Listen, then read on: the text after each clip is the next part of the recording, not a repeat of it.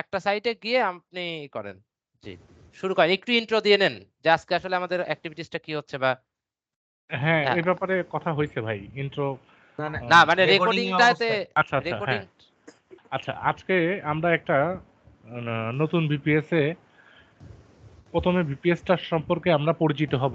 যে ভিপিএস এ কি, কি অ্যাপস বা আমাদের ভিপিএস এর ব্রাউজারে কি, কি এক্সটেনশন ইনস্টল করা আছে সেগুলোর কাজ কি? মানে আমরা যে প্রসেসে কাজ করব, এই প্রসেসটা সম্পর্কে জানবো এবং একটা সাইটে আমরা সার্ভে করার চেষ্টা করব ইনশাআল্লাহ। জি। আচ্ছা, আরেকটা জিনিস বলি সেটা হচ্ছে যে আ এটা আমাদের অক্টোবর 1st ব্যাচের ২য় পর্ব চলছে। আর এইখানে আমাদের ২য় ব্যাচের অল্প সংখ্যক কিছু মেহমান আরকি আমাদের দর্শক হিসাবে বা আমরা কি করছি এখানে অংশগ্রহণ করেছেন। তো যাই হোক আজকে আমরা একটু প্র্যাকটিক্যালি এবং আমাদের যারা অলরেডি কাজ করেছেন আগে তাদেরকে আমি বারবার বলব একটু ধৈর্যশীলতার পরিচয় দিতে। কারণ অনেকেই হয়তোবা কাজ করছেন বা কি। কিন্তু কোন না কোন পদক্ষেপে দেখবেন যে আ কিছুটা আমরা আলাদা কিছু করছি। ঠিক আছে? তো এজন্য আপনারা একটু ধৈর্য ধরে সবাই একটু প্রতিদিন সঠিক সময়ে আসবেন এবং দেখবেন আরকি। এই হচ্ছে বিষয়। শুরু করেন। বড় ভাই ওই সোয়াগ বাক্সে কি অফার থেকে গিয়ে অ্যাকাউন্ট খুলে শুরু করব? জি, জি। জি, আচ্ছা, আগে তাহলে আগে আপনি আগে আমরা ব্রাউজিং একটু আমাদের হ্যাঁ। ওইটা আগে পরিচিত ভিপিএস এর হয়ে পরিচিতিটা আগে দেন। আচ্ছা। আমি স্ক্রিন শেয়ার করতেছি। আমার স্ক্রিন কি দেখা যাচ্ছে? হ্যাঁ, জি, দেখা আমি যাচ্ছে। দেখতে পারছি। আচ্ছা, জি ভাই দেখা যাচ্ছে। আচ্ছা। আমাদের হৃদয় ভাইও চলে আসছে ইতিমধ্যে।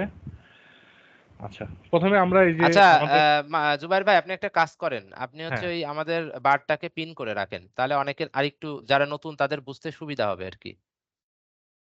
কোন বারটাকে পিক পিন, করে পিন করে রাখেন। পিন মানে সবসময় আচ্ছা, দেখা যাবে। এই বারটাকে? হ্যাঁ, এই বারটাকে পিন করে রাখেন। ও হ্যাঁ, ঠিক আছে। ওকে, বার পিন করে মানে রাখছি। ওইটা চলে যাবে না, হাইড হবে না। আচ্ছা। হ্যাঁ। জি, আচ্ছা, ১ম এ আমরা বিপিএস এর একটু ডিটেইলস সম্পর্কে দেখব। এই যে এই বিপিএস এর এখানে এই যে এই টেক্সট ফাইলটা দেওয়া আছে এখানে। এই টেক্সট ফাইলের মধ্যে আপনার এই ভিপিএস এর যে প্রোফাইলের যে ব্যক্তি আছে এই ব্যক্তির জন্য এই যে state, city, zip code, full address যাবতীয় অন্যান্য যে ডিটেলস গুলা লাগে সেই ডিটেলস গুলা এখানে দেওয়া আছে। এখান থেকে ডিটেলস প্রোফাইল ইনফরমেশন গুলা নিয়েই আমরা কাজ করব ইনশাল্লাহ।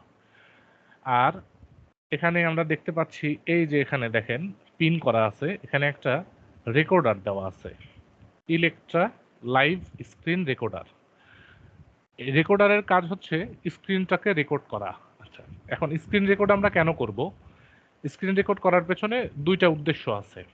প্রথম উদ্দেশ্য হচ্ছে একটা সার্ভে করতে এভারেজ ২০ থেকে ৩০ মিনিট সময় লাগে বা অনেক সময় বেশিও লাগে, কমও লাগে। এই সময়টাতে সার্ভের ১ম দিকে আমরা যে উত্তরগুলা দিয়ে যাচ্ছি বা আমাদের যে মতামতগুলা দিয়ে যাচ্ছি, সার্ভের শেষ পর্যন্ত গিয়ে অনেক সময় এরকম হবে যে আমি এক্সাক্ট কি অ্যান্সার দিছি আগে এটা আমার মনে নাই। যখন এটা মনে থাকবে না তখন আমরা যদি রেকর্ডিং চালু করে কাজ করতে থাকি তখন আমরা এসে অনায়াসে এখান থেকে রেকর্ডিংটা বন্ধ করে রেকর্ডিং দেখে যে আমি কি উত্তর দিছি এটা দেখে এসে আবার করতে পারবো। আবার সার্ভে করার সময় অনেক সময় ভিডিও অ্যাড বা ইমেজ, পোস্টার বা ব্যানারের ছবি দেখায়। ওই পোস্টার বা ব্যানারের ছবিটা সবসময় যে লম্বা সময়ের জন্য দেখতে পারবেন তা না, বা ভিডিওটা যখন হবে ভিডিওটা তো ভিডিও নিজের গতিতেই চলবে। তো ভিডিওর মধ্যে কি দেখাইছে এই সম্পর্কে যখন আমাদেরকে আবার জিজ্ঞেস করবে তখন আমরা এই রেকর্ডিং এ এসে আমরা আবার দেখে যেতে পারবো নিজের সুবিধা মতো যে আসলে ভিডিওটা কোন ব্র্যান্ডের অ্যাড বা কি বৃত্তান্ত। অনেক সময় অ্যাডভার্টাইজমেন্টের ট্যাগলাইন জিজ্ঞেস করে, এগুলো সব ইনফরমেশন আমরা দেখে উত্তর দিতে পারবো। এই এক কাজে লাগবে। আরেকটা কাজে লাগবে যখন আপনাদের স্কিল ডেভেলপমেন্ট প্রোগ্রাম চলবে, আপনারা যখন কাজ করতে থাকবেন তখন আপনাদের কাছ থেকে নিয়মিতভাবে সপ্তাহে ১ বার বা ২ বার ৩ থেকে ৫ ঘন্টার স্ক্রিন রেকর্ডিং নেওয়া হবে। নিয়ে ওই কাজে ওই রেকর্ডিং এ আপনাদের কাজে আপনারা কি ভুল করতেছেন বা কোথায় আপনাদের ইমপ্রুভ করার দরকার আছে সেগুলো আমরা দেখে ওই ব্যাপারে আপনাদেরকে আলাদাভাবে ডেকে নিয়ে সাজেশন দিয়ে দেওয়া হবে বা বোঝাইয়া দেওয়া হবে। আচ্ছা, এখন রেকর্ডিংটা আমরা চালু করব কিভাবে এটাও আমি দেখাইয়া দেই। এই যে এখান থেকে নিউতে স্টার্ট করব। এই যে দেখেন এখানে ফোল্ডার দেওয়া আছে, যে কোন ফোল্ডারে আমার ভিডিওগুলা সেভ হবে। এখান থেকে শুধু ওকে করব, তারপরে স্টার্ট। এই যে রেকর্ডিং স্টার্ট হয়ে গেল। এখন এই রেকর্ডিংটা যে স্টার্ট হয়েছে বা রেকর্ডিং চলতেছে, এটা আমি বুঝবো কিভাবে বা কোথায় আছে সেটা? এখানে তো নাই, সেটা এই যে এখানে আছে।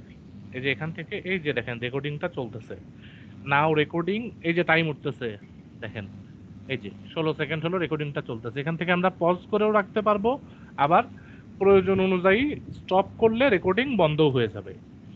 এই যে do you want to review it? No, আপাতত আমরা রেকর্ডিংটা দেখতে চাচ্ছি না। এই ভিডিওটা সেভ হয়েছে কোথায় গিয়ে সেটাও আমি দেখাই দিই। ভিডিওটা সেভ হয়েছে এই যে ডকুমেন্টস, এই যে দেখেন এখানে ভিডিওটা সেভ হয়ে গেছে, এই স্ক্রিন রেকর্ডিংটা। এখান থেকে আমরা প্রয়োজন অনুযায়ী দেখে নিতে পারবো। আচ্ছা, এখন আমরা ব্রাউজারে যাই। এই যে দেখেন ম্যানেজ এক্সটেনশন, এই যে কিছু এক্সটেনশন যেগুলো এই ব্রাউজারে ইনস্টল করা আছে। এই এক্সটেনশনগুলোর কি কাজ এবং আমরা কিভাবে এক্সটেনশনগুলোকে ব্যবহার করব সেটা একটু বলে দেই। প্রথমে এটা দেখি, absolute enable right click and copy. এই এক্সটেনশনের কাজ হচ্ছে, এখানে যেরকম দেখেন আমি চাইলেই এই লেখাটাকে এরকম সিলেক্ট করতে পারতেছি। অনেক সার্ভে আসবে বা অনেক ওয়েবসাইট আসবে যেখানে আপনারা চাইলেই এরকম লেখাটাকে সিলেক্ট করতে পারবেন না। কেন? কারণ ওটা রেস্ট্রিক্ট করা থাকে ওয়েবসাইট থেকে, সিলেক্ট হয় না। তো যখন এরকম সিলেক্ট হবে না, তখন আমরা এই যে দেখেন ওই এক্সটেনশনটা অ্যাবসোলিউট রাইট ক্লিক এনাবল, এখান থেকে এই যে এনাবল কপি করলে আমরা এরকম সিলেক্ট করে কপি করতে পারবো তখন। আর এর সাথে যখন আমাদের রাইট ক্লিক করার দরকার পড়বে, তখন আমরা যে অ্যাবসোলিউট মোডটাও চালু করে নেব। অ্যাবসোলিউট মোড চালু করে নিলে তখন আমরা অনায়াসেই সেই জায়গাতে ওই লেখাগুলোকে সিলেক্ট করতে পারবো বা লেখাগুলোকে কপি করতে পারবো। আচ্ছা, এখন লেখাগুলোকে সিলেক্ট বা কপি কেন করব? ট্রান্সলেট করার জন্য বা সেই ব্যাপারে গুগল সার্চ করার জন্য, তাই না? আচ্ছা, এখন দেখেন এটা দরকার নাই সেরকম, এটা স্ক্রিনশটের জন্য গুগল ডক্স, এটা তো আমরা চিনি অফলাইন। এখন দেখেন গুগল ট্রান্সলেট। আমরা যতই ইংরেজিতে এক্সপার্ট হই, শতভাগ পারদর্শী তো আমরা কেউ না। এরকম অনেক ওয়ার্ড আসবে, এরকম অনেক লাইন আসবে যেগুলোর মিনিং আমরা অ্যাজ ইউজুয়ালি বুঝতে পারবো না। যখন বুঝতে পারবো না, তখন আমরা সেই লেখাটাকে এভাবে সিলেক্ট করব বা সেই লেখাটাকে আমরা এভাবে সিলেক্ট করব। সিলেক্ট করে এই যে গুগল ট্রান্সলেটের এক্সটেনশনে ক্লিক করলে এই যে বাংলা হয়ে গেল। বা যখন আমরা স্প্যানিশ ল্যাঙ্গুয়েজের সার্ভে করব, আমরা তো আর স্প্যানিশ জানি না, তখন আমরা স্প্যানিশ থেকে ইংলিশ, এই যে এখান থেকে ল্যাঙ্গুয়েজ চেঞ্জ করে স্প্যানিশ থেকে ইংলিশ বা স্প্যানিশ থেকে বাংলা, যেটাই মন চায় আমরা ট্রান্সলেট করে নিয়ে প্রশ্ন বুঝে উত্তর দিতে সক্ষম হব। আচ্ছা, গ্রামারলি, এই গ্রামারলিটা আমরা হয়তো অনেকেই জানি এর সম্বন্ধে। গ্রামারলি হচ্ছে আপনি যখন একটা লাইন লিখবেন, তখন সেই লাইনটা ওর লাইনের মধ্যে গ্রামার অথবা বানানের কোনো ভুল থাকলে গ্রামারলি সেটা বোঝাই দেবে। যেমন দেখেন, এই যে এটা হচ্ছে গ্রামারলির, এখানে শো করবে, আমি একটু লিখে দেখাই। আই আর এ বয়, আমি এখানে লিখলাম I R A boy. I আর এ বয় কি হয়? এই যে দেখেন গ্রামারলি এখানে রেড সিগন্যাল দিয়ে দেখাই দিল যে আমি এখানে দুইটা ভুল করছি। প্রথমে আই ছোট হাতের দিছি, আমি সেটা ঠিক করলাম। তারপরে এই যে এখানে আবার রিলোড নিচ্ছে, আবার দেখাইলো যে এখানে আর হবে না, আই এম হবে। তাহলে আমরা যখন লিখতে যাব বা কোনো প্রশ্নের অ্যান্সার লিখব, তখন আমাদের বানান ভুল এবং গ্রামাটিক্যাল ভুল ধরায় দেওয়ার জন্য গ্রামারলি যথেষ্ট হবে। যদি আমরা এই গ্রামারলিকে, যেমন এই যে লেখার পরে কিন্তু একটু টাইম লাগে, আমি লেখার সাথে সাথেই কিন্তু আমাকে ভুল ধরাচ্ছে না, এই যে রিলোড নিচ্ছে দেখেন, এই রিফ্রেশ নেওয়ার টাইমটুকু পর্যন্ত যদি আমরা ওয়েট করি, তাহলে আমরা অবশ্যই সঠিকভাবে উত্তর দিতে সক্ষম হব। আচ্ছা, তারপরে দেখেন আই এম ট্রান্সলেটর, এটাও ট্রান্সলেটর হিসেবে এই গুগল ট্রান্সলেটের মতোই আর একটা ট্রান্সলেট। স্প্যানিশ ল্যাঙ্গুয়েজ এটা দিয়ে ট্রান্সলেট করে কাজ করতে পারবেন বা ইংরেজিও ট্রান্সলেট করতে পারবেন, কোনো অসুবিধা নাই। এক্সটেনশনের ব্যবহারগুলো আমরা দেখলাম। এখন আমরা ওয়েবসাইট সম্পর্কে একটু পরিচিত হই। এই ওয়েবসাইটে আমরা প্রাথমিক অবস্থায় কাজ করব।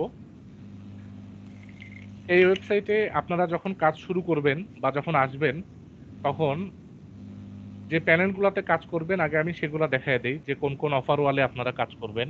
ইনব্রেন একটা অফার ওয়াল আছে, এটাতে কাজ করবেন। এই যে RW2 অফার ওয়াল, এটাতে কাজ করবেন।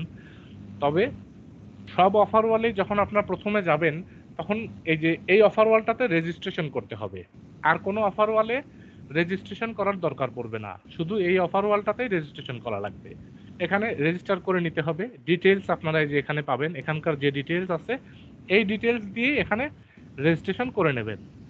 রেজিস্ট্রেশন করার পরে একটা ভেরিফিকেশন যাবে মেইলে। এই যে আপনাদের মেইল, এই ব্রাউজারে লগ ইন করে নেবেন। আপনাদের কাজের যে মেইল আছে সেই মেইলে লগ ইন করে নিলে এখানে একটা ভেরিফিকেশন অপশন আসবে। মেইলের এখান থেকে আবার ওইটা ভেরিফাই করে নিতে হবে। এখন আমরা যে সাইটে কাজ করব সরাসরি সেখানে চলে যাই। ও আচ্ছা, এখানে তো দেখানো কমপ্লিট করলাম না। আমরা কাজ করব রেভিনিউ ওয়ালে, ইনব্রেনে, ওসিতে, ওয়ান অ্যাডসে, অ্যাডগেট রিওয়ার্ড, থিওরাম রিচে এখন করতে পারবো না। এই যে দেখেন লেখা উঠছে, your account should be 60 days old to access this offer ওয়াল। এই অফার ওয়ালের অ্যাক্সেস পাইতে আমাদের অ্যাকাউন্টের বয়স কমপক্ষে 60 দিন হইতে হবে। আবার এই যে এই প্রিসিশন স্যাম্পলেও তাই, অ্যাটলিস্ট অ্যাকাউন্টের বয়স 60 দিন হইলে তখন আমরা এই অফার ওয়ালগুলোতে কাজ করতে পারবো। এখন আমরা কাজ করব সিপিএক্স, অ্যাডগেট রিওয়ার্ড। সিপিএক্স এর কিছু রুলস আছে, যেমন সিপিএক্স এ প্রথমে কাজ করতে গেলে প্রথমেই আমরা কাজ করে কাজ সাবমিট করব না। এই ব্যাপারে আপনারা যখন সিপিএক্স এ কাজ শুরু করবেন তখন আমরা ডিটেলসে বলে দেব বা বুঝাই দেব যে কি প্রসেসে ওখানে কাজ করতে হবে। এখন আমরা যাব অফার টোরোতে। আচ্ছা হাসান ভাই, জি ভাই। আচ্ছা এখন বিষয় হচ্ছে যে আপনি ওই যে বললেন না যে প্রাথমিকভাবে আমরা কাজ করব, আসলে আহ, আমরা প্রাথমিকভাবে বলতে কি যে প্রাথমিকভাবে এটার মাধ্যমে আমরা কিছু অফার করব আগে, হুম। যাতে করে আহ, হ্যাঁ, ওটা আমি মানে ওই বলতে হ্যাঁ চাইছি হ্যাঁ যে ডলার ক্লিকসে আচ্ছা যখন আচ্ছা আমরা কাজ শুরু করব তখন। হ্যাঁ হ্যাঁ হ্যাঁ এখন রাইট। তো প্রথম অবস্থায় আমরা ডলার ক্লিকসে কাজ প্রথম হ্যাঁ, আপাতত এখন প্র্যাকটিসের সময় তো বিষয় আমরা হচ্ছে করছি কি, না। হ্যাঁ রাইট, এখন বিষয় হচ্ছে আমি আপনাদের সবাইকে বলবো, দেখেন এইখানে যারাই আছেন, অনেকে আছেন একদম নতুন, আবার অনেকে আছেন হতাশ বা সার্ভে থেকে ভালো রেজাল্ট পাচ্ছেন না। এখন আমার কাছে হতাশ হওয়া মানে ওই মানে তার থেকে আমার কাছে মনে হয় নতুনই ভালো।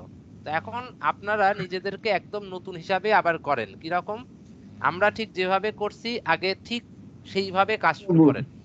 করতে করতে আপনাদের আগে প্র্যাকটিসটা হয়ে যাওয়ার পরে এমন ভাবে মানে নিজেকে গড়ার পরে তারপরে ডলার ক্লিকস, আলটিমেট ডেস্টিনেশন আমাদের ডলার ক্লিকস, বাট এর আগে আমরা কি করি সেটা একটু দেখেন মনোযোগ দিয়ে।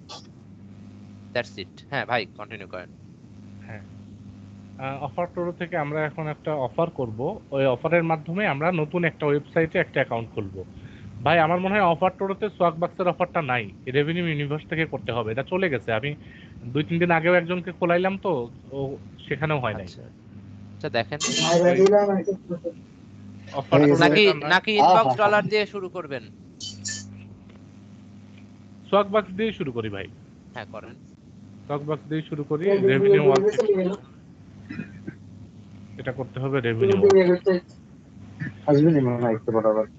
ভাই এক্সট্রা কথা আসতেছে। আচ্ছা, এখানে সোয়াগ বাক্স।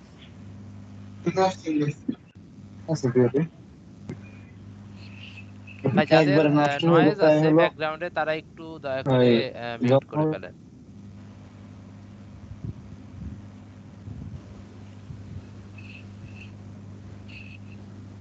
উপরে ছিল ভাই।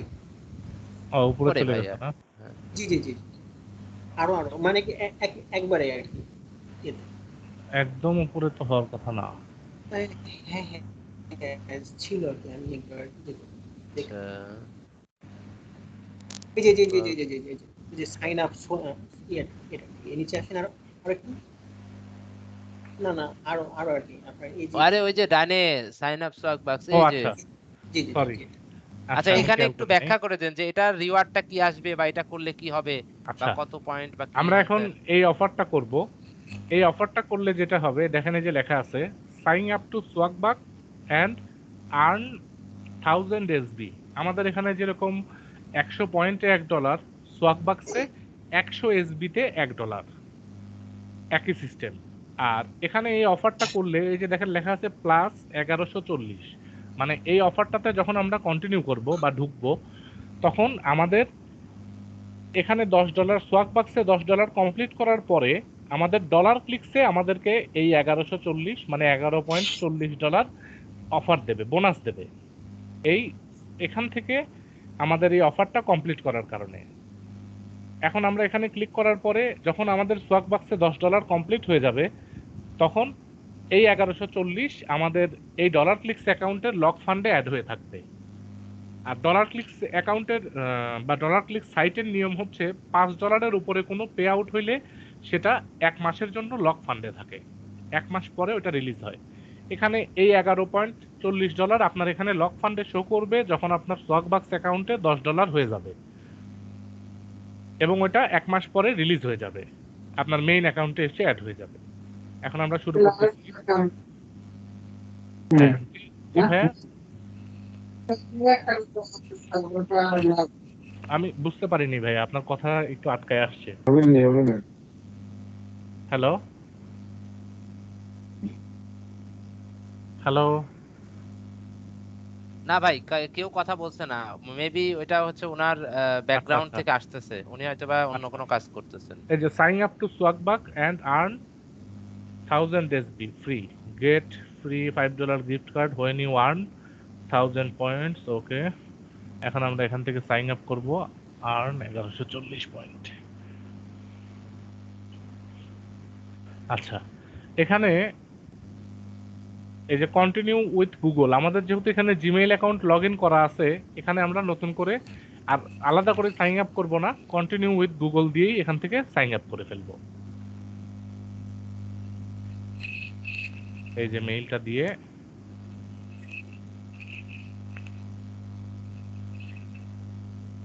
Gate your free $2 bonus when you verify your email. আচ্ছা, এই যে আমাদের ইমেইলে একটা ভেরিফিকেশন সেন্ড করা হয়েছে, আমরা মেইলে গিয়ে ওটা ভেরিফাই করে আসবো। এই যে দেখেন সোয়াকবাক্স থেকে আমাদের মেইল চলে আসছে, ভেরিফাই ইউর সোয়াকবাক অ্যাকাউন্ট। আমরা সুন্দর মতো এখান থেকে ভেরিফাই ক্লিক করব, তাহলে আমাদের অ্যাকাউন্ট ভেরিফাই হয়ে গেল। এই যে আমরা $2 বোনাসও পেয়ে গেলাম। তাহলে আর $8 করলে পরেই আমাদের 10 হয়ে যাচ্ছে, আর 10 হয়ে গেলে তখন আমাদের ডলার ক্লিকসের অ্যাকাউন্টে আমাদের ওই যে অফার করলাম এই অফারের $11.40 অ্যাড হয়ে যাবে। বাহ, তাহলে প্রথমে আমাদেরকে এখানে এই প্রোফাইল $8 বিনিময়ে আমরা তাহলে টোটাল 10 কত পাচ্ছি? এখানে 10 পাচ্ছি। এখানে সর্বনিম্ন 15 হলে উইথড্র দেওয়া যাবে সোয়াকবাক সাইটে। আচ্ছা, আর ওখানে পাচ্ছি হচ্ছে 11 আর এখানে ধরেন 15, মোটামুটি 25-এর মতো হয়ে যাবে। আচ্ছা, মাশাআল্লাহ। তাহলে এখন আমাদের কাজটা কি হবে? আমরা প্রথমে $15 সোয়াক বাক্সে আমাদের প্র্যাকটিস করব, তাই তো? জি। আচ্ছা, ধন্যবাদ। আচ্ছা, কমপ্লিট ইওর ফার্স্ট সার্ভে। এই যে প্রথম সার্ভেটা দেখেন $0.50 সাইন দেওয়াই আছে, তার মানে আর এটা করতে 3 মিনিট লাগবে। আচ্ছা, আমরা গেলাম।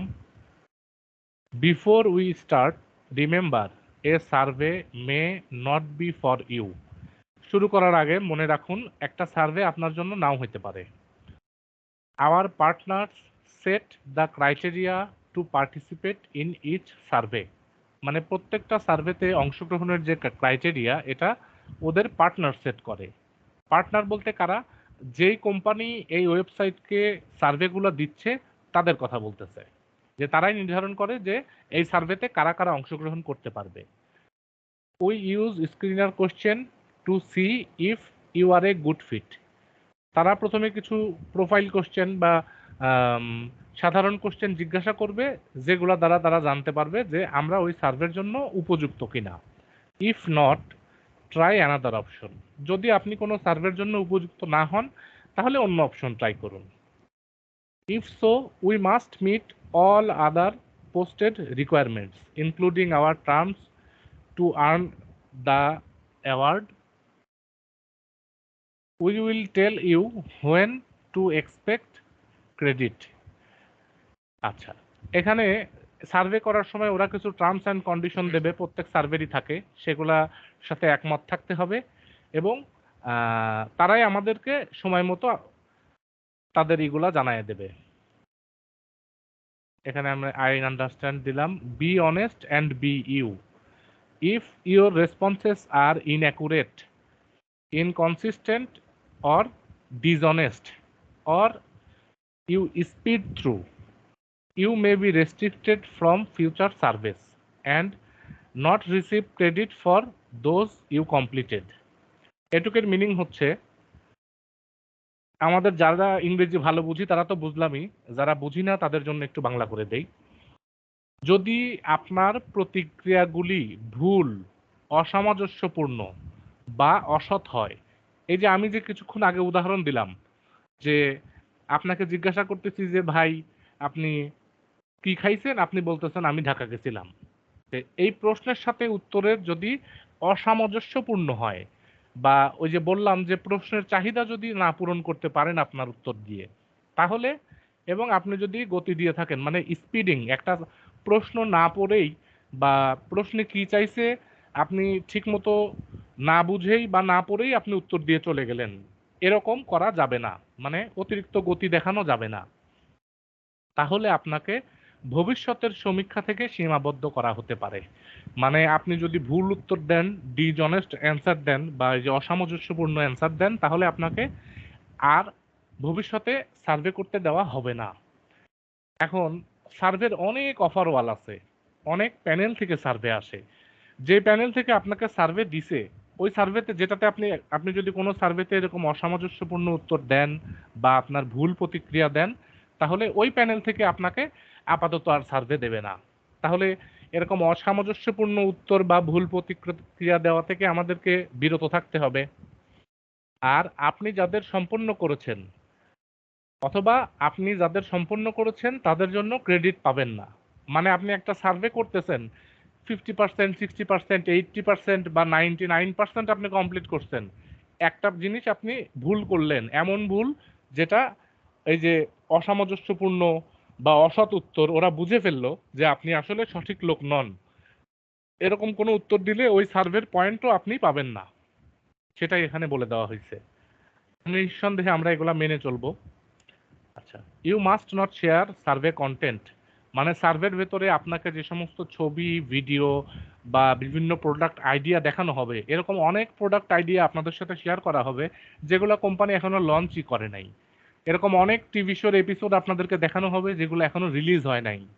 তো এইগুলা আপনারা বাইরে শেয়ার করতে পারবেন না। Okay, agree. To which of the following gender identities do you most closely identify? এটুকুর বাংলা নিশ্চয়ই আমরা বুঝি, তারপরেও যারা একটু দুর্বল আছে তাদের জন্য আমি বাংলা করে দেই।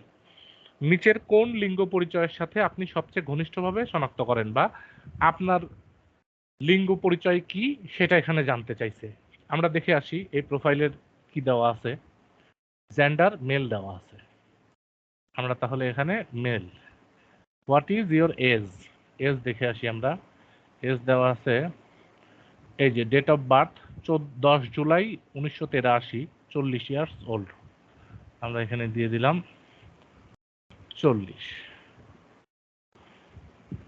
দিয়ে আমরা কন্টিনিউ করলাম। আচ্ছা, হোয়েন ওয়ার ইউ বর্ন? আমরা দেখে আসলাম মাত্র 10 জুলাই, তাহলে জুলাই হচ্ছে 7, ডেট হচ্ছে 10, ইয়ার 1983। ওকে, কন্টিনিউ করলাম। What is your education level? আচ্ছা, এডুকেশন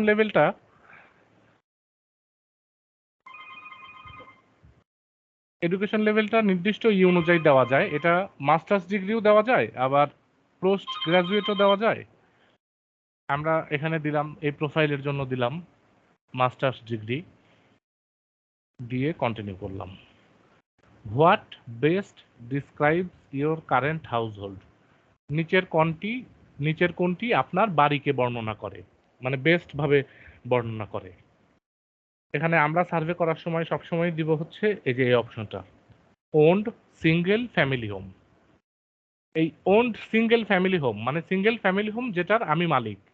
সিঙ্গেল ফ্যামিলি হোম কেমন দেখা যায় এটা তো আমি আর আপনি জানি না। জানি না, জানার না, যার সাথে আমরা একটু দেখে রাখবো যে এটা আসলে শুধুমাত্র নিজের একটা ধারণা রাখা যে এরকম একটা বাড়িতে আমি বাস করি। এটা হচ্ছে আপনার ইমাজিনেশনে আপনাকে হেল্প করবে যে আমার বাড়িটা এরকম।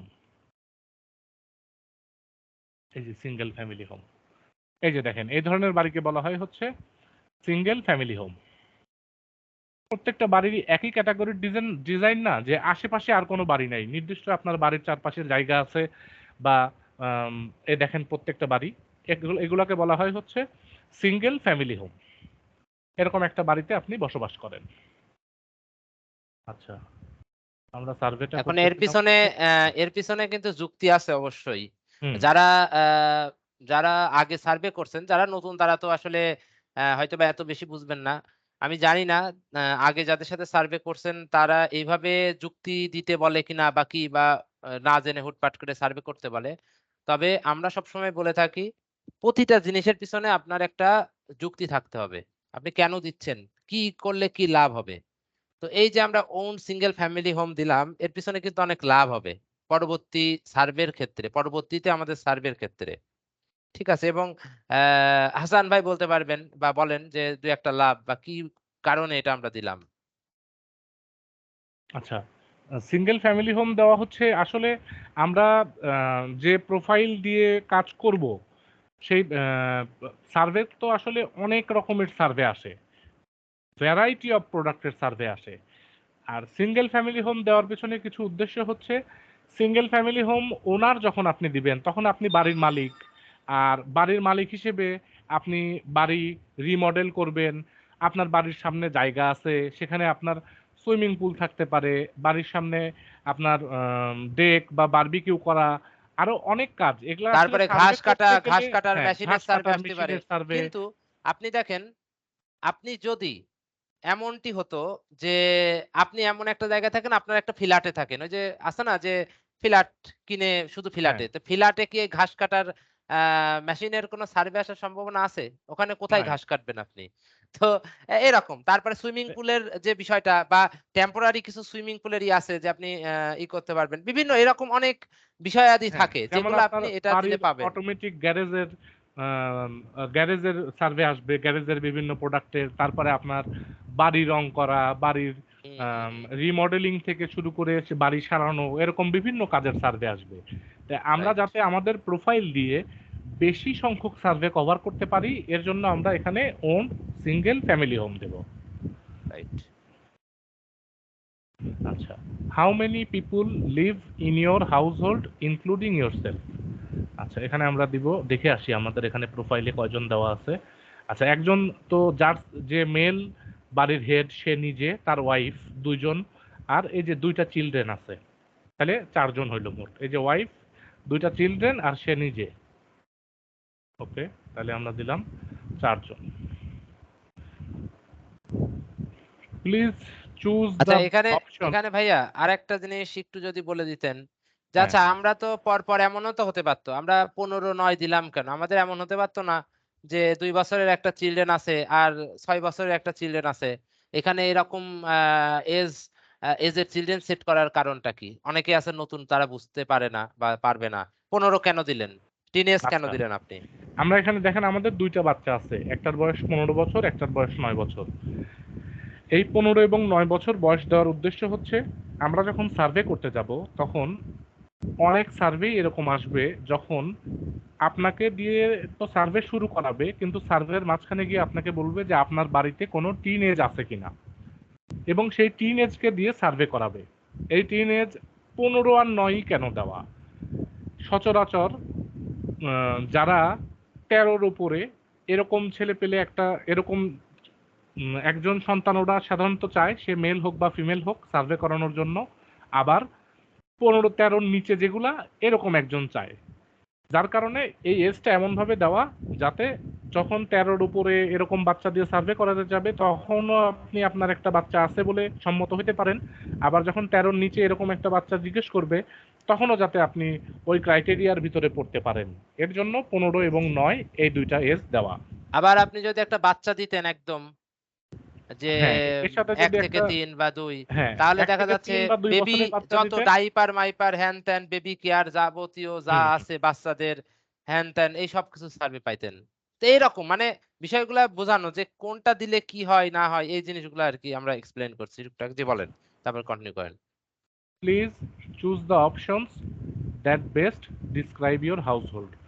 আপনার বাড়িকে ভালোভাবে বর্ণনা করে এরকম একটা অপশন চুজ করতে বলছে। আচ্ছা, আমরা অপশনগুলো পড়ি। প্রথম অপশন দেওয়া আছে I am pregnant or expecting a child within the next 9 month.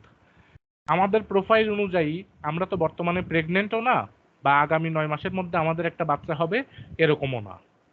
আমাদের প্রোফাইল অনুযায়ী আমাদের 2টা বাচ্চা আছে, যাদের একটার বয়স 15, একটার বয়স 9। আচ্ছা, দ্বিতীয় অপশন পড়ি। I have one or more children under the age of 18 living in my household.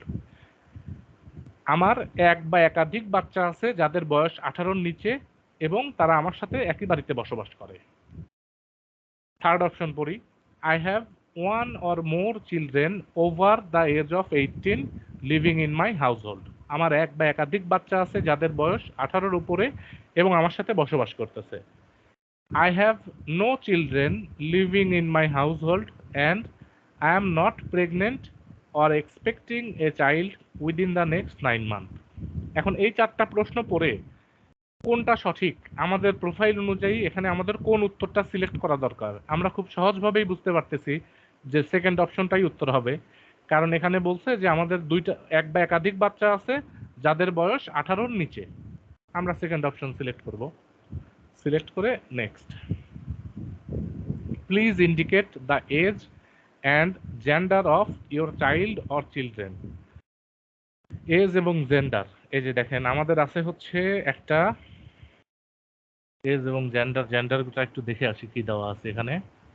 বয় বয়, আচ্ছা তাইলে একটা হচ্ছে 9, এই যে বয় এজ 9, আর একটা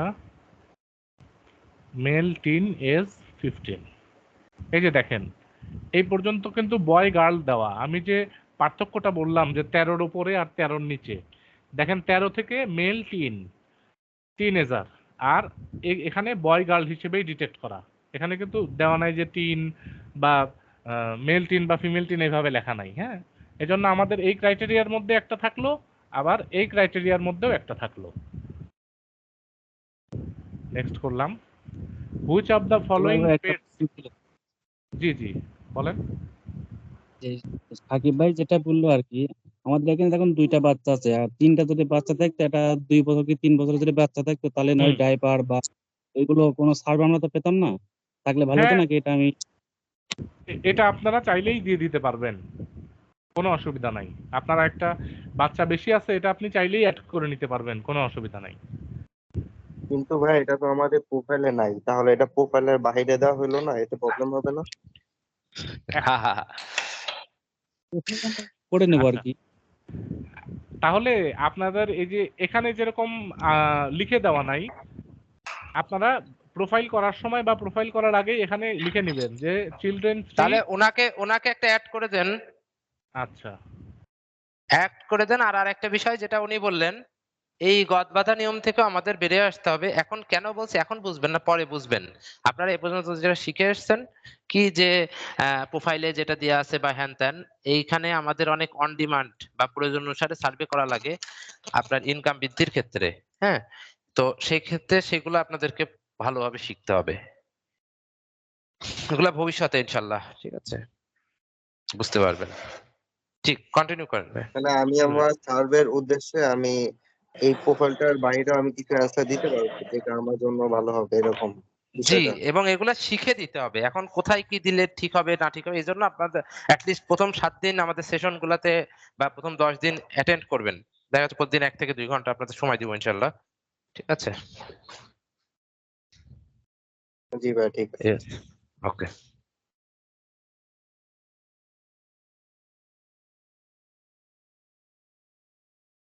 এই যে দেখেন আমি এখানে একটা অ্যাড করে দিলাম।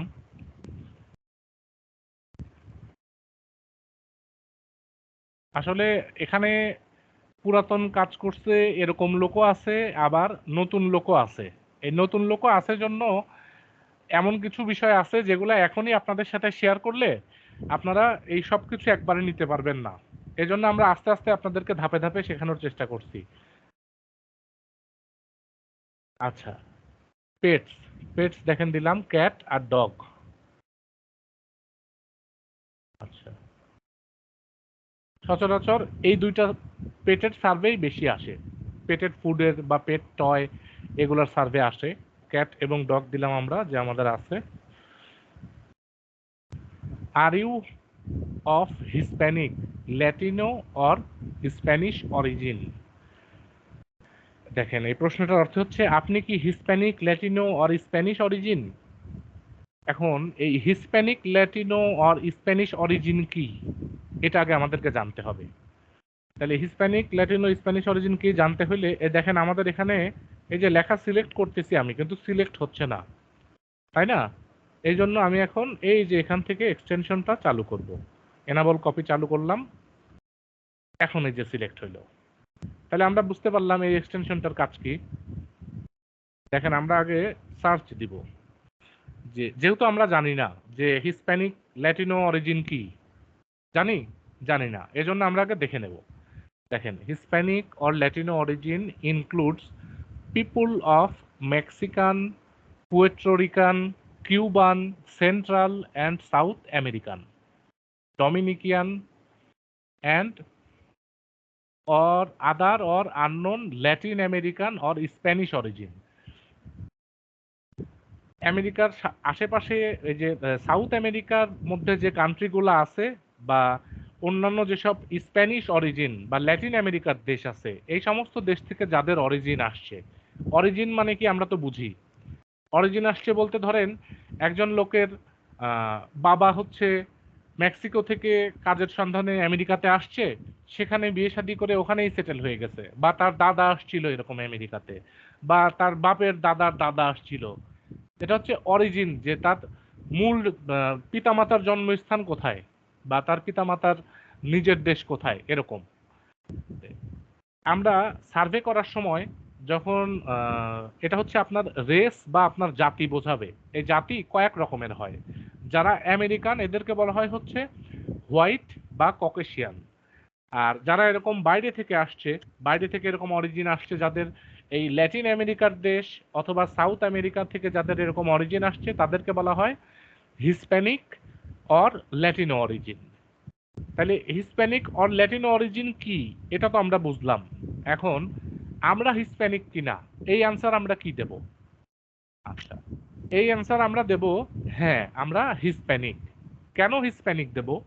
অনেক সার্ভে আসে যেগুলা হিসপ্যানিকদেরকে দিয়ে করাবে, আবার অনেক সার্ভে আসে যেগুলো শুধু হোয়াইট বা আমেরিকানদেরকে দিয়েই করাবে।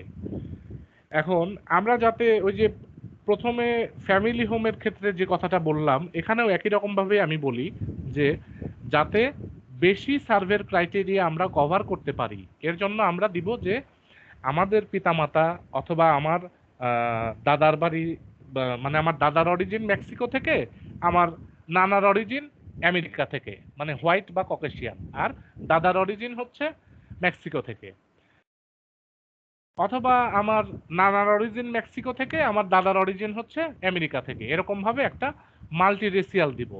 এখন ধরেন আমি এখানে দিলাম ইয়েস ফ্রম মেক্সিকো, যে হ্যাঁ আমার বাবা মেক্সিকো থেকে আসছে বা আমার মেক্সিকান অরিজিন আমার আছে, বা আমি মাল্টি রেসিয়াল। হ্যাঁ, এখানে আমি ইয়েস ফ্রম কিউবাও দিতে পারি, ইয়েস ফ্রম পুয়ের্টো রিকোও দিতে পারি, অথবা ইয়েস ফ্রম আর্জেন্টিনা, মানে এখানে যতগুলো আছে মেক্সিকান, যে কোনো একটা মেক্সিকান কান্ট্রি আমরা এর সাথে মানে হিসপ্যানিক বা ল্যাটিনো অরিজিন আছে বলে দিতে পারি।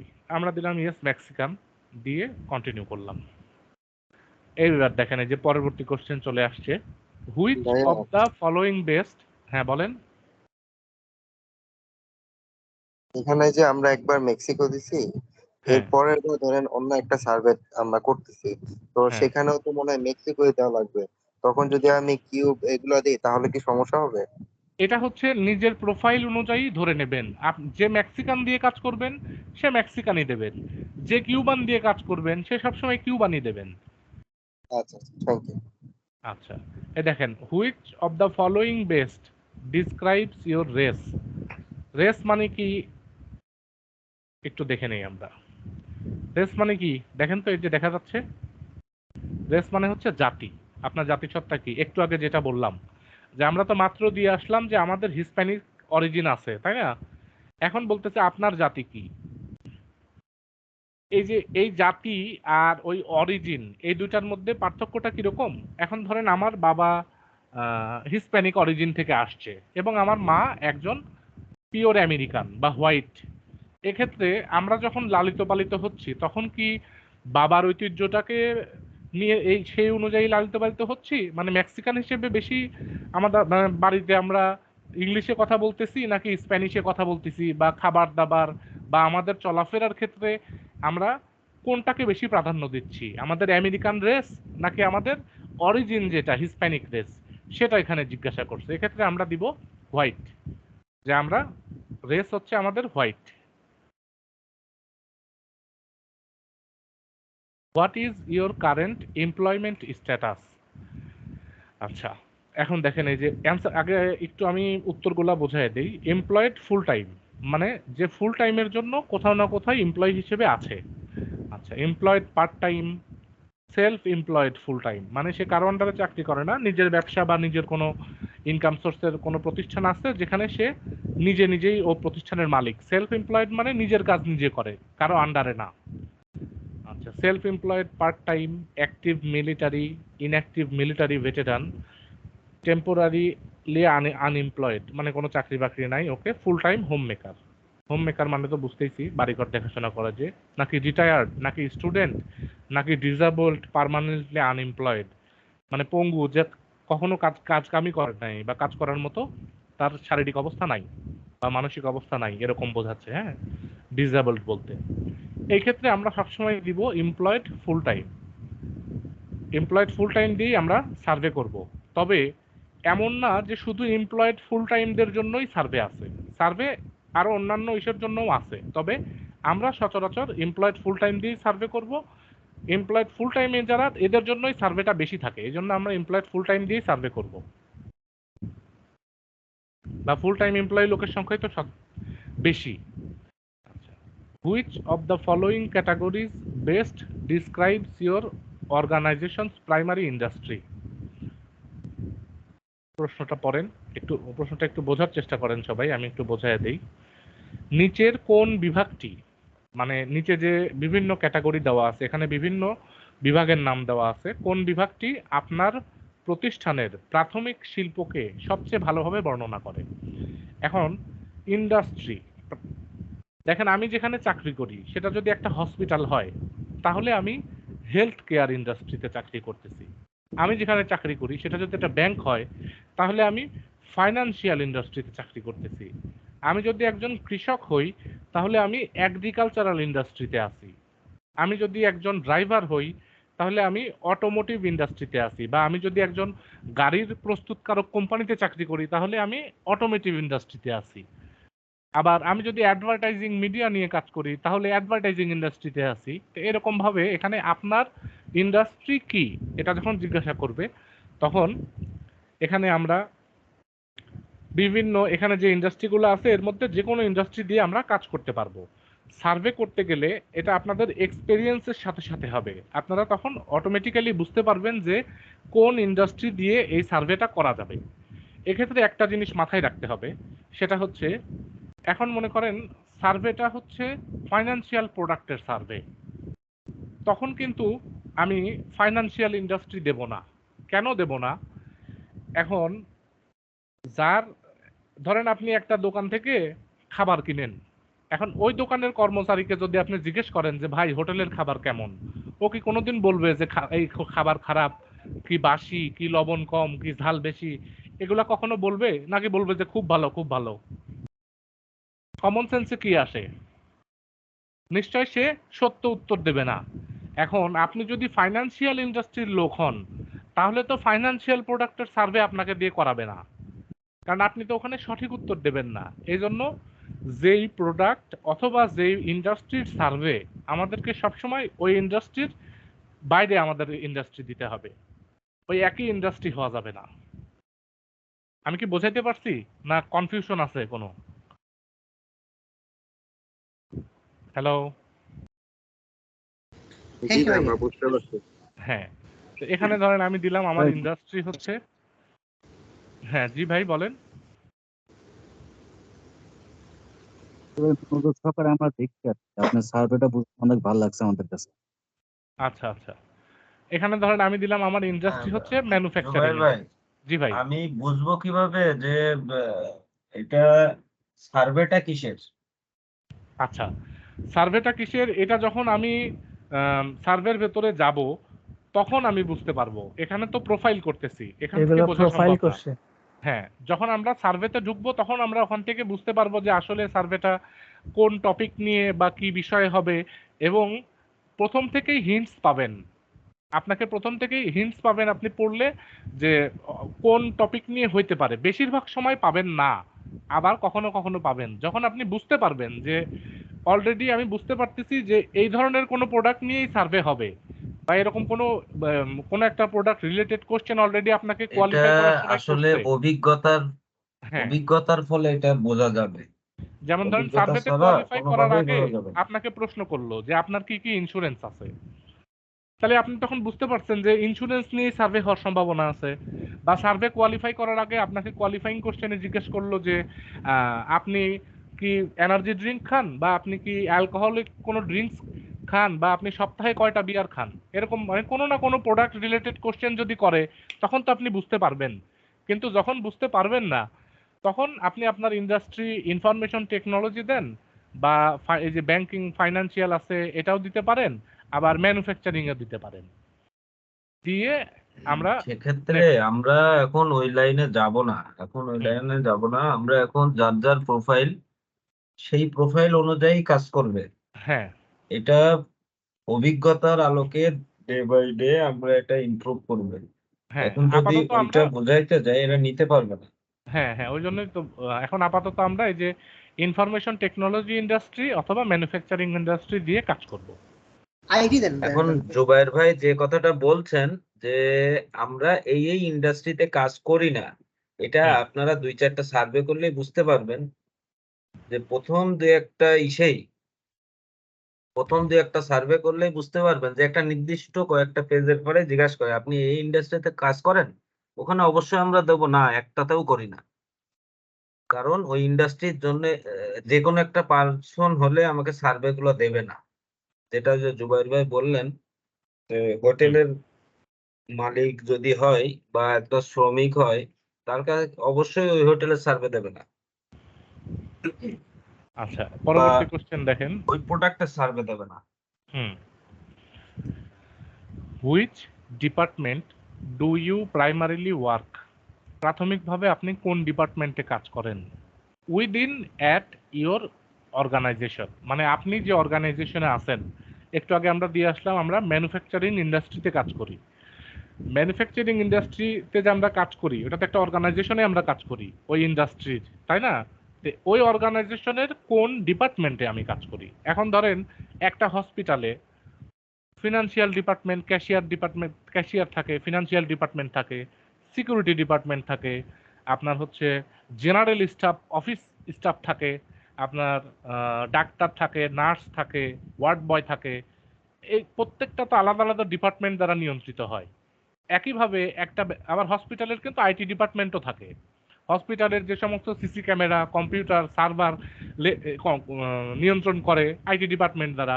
আবার একইভাবে একটা ব্যাংকের বা একটা ফিনান্সিয়াল ইন্ডাস্ট্রির একটা প্রতিষ্ঠানেরও কিন্তু আইটি ডিপার্টমেন্ট থাকে, হিউম্যান রিসোর্স ডিপার্টমেন্ট থাকে, ল ডিপার্টমেন্ট থাকে, বা মার্কেটিং ডিপার্টমেন্ট থাকে, জেনারেল স্টাফ ডিপার্টমেন্ট থাকে, ফাইন্যান্সিয়াল ডিপার্টমেন্ট থাকে। ডিপার্টমেন্ট আর ইন্ডাস্ট্রি এই দুইটা জিনিস কিন্তু এক করে ফেলানো যাবে না।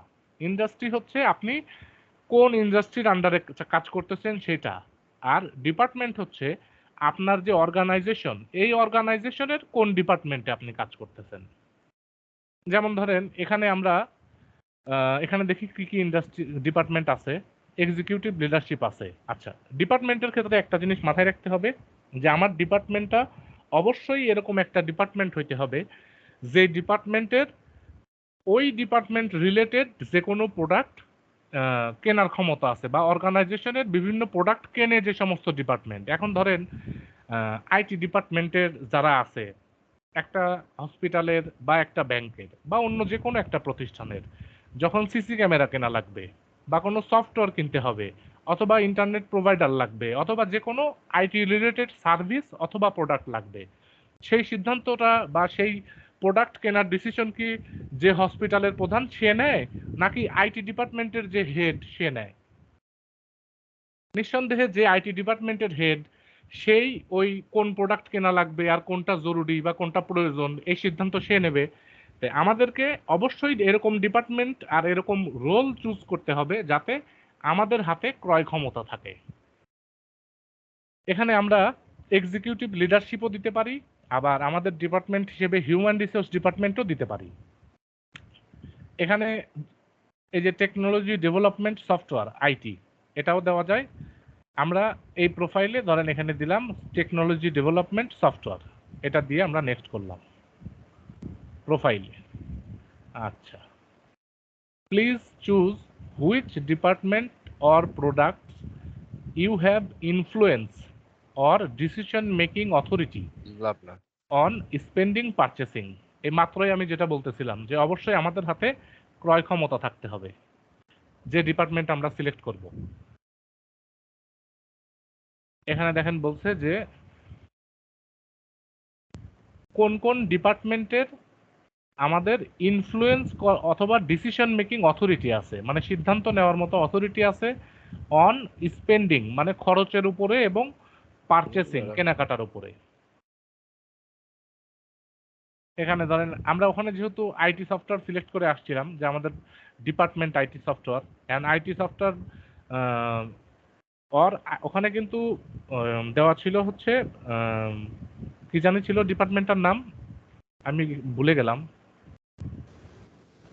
ম্যানুফ্যাকচারিং ছিল, না ওটা তো ইন্ডাস্ট্রি ছিল। আমরা মাত্র ডিপার্টমেন্ট সিলেক্ট করে আসলাম আইটি সফটওয়্যার। এখানে আমরা ধরেন আইটি ডিপার্টমেন্টের আন্ডারে কোন কোন প্রোডাক্ট কেনার ক্ষমতা আছে সেগুলো আমরা এখানে সিলেক্ট করব। এখানে যেহেতু বলছে যে আপনি যে ডিপার্টমেন্টে কোন কোন ডিপার্টমেন্টে আপনার কেনার ক্ষমতা আছে, এখন আমি যেহেতু আইটি ডিপার্টমেন্টের লোক সেহেতু আমার তো আইটি ডিপার্টমেন্টেই কেনার ক্ষমতা থাকবে, তাই না?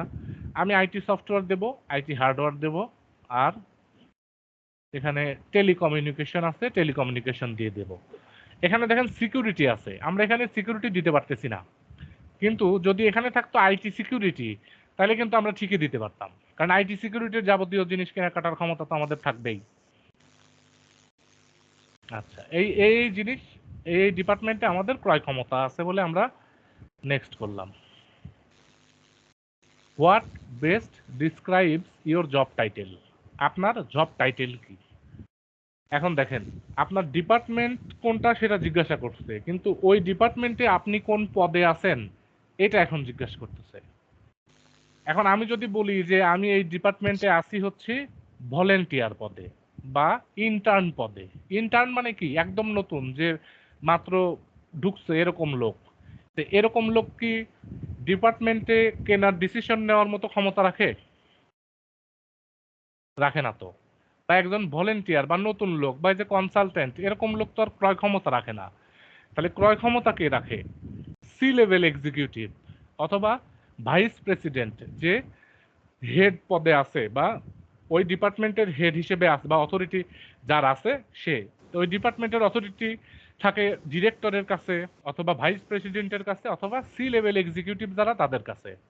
এখন সি লেভেল এক্সিকিউটিভ মানে কি? যেমন ধরেন সিইও চিফ এক্সিকিউটিভ অফিসার এই যে দেওয়া আছে, সিএফও চিফ ফাইনান্সিয়াল অফিসার, অথবা যখন আইটি ডিপার্টমেন্টে আসবে তখন সিআইও অথবা সিটিও।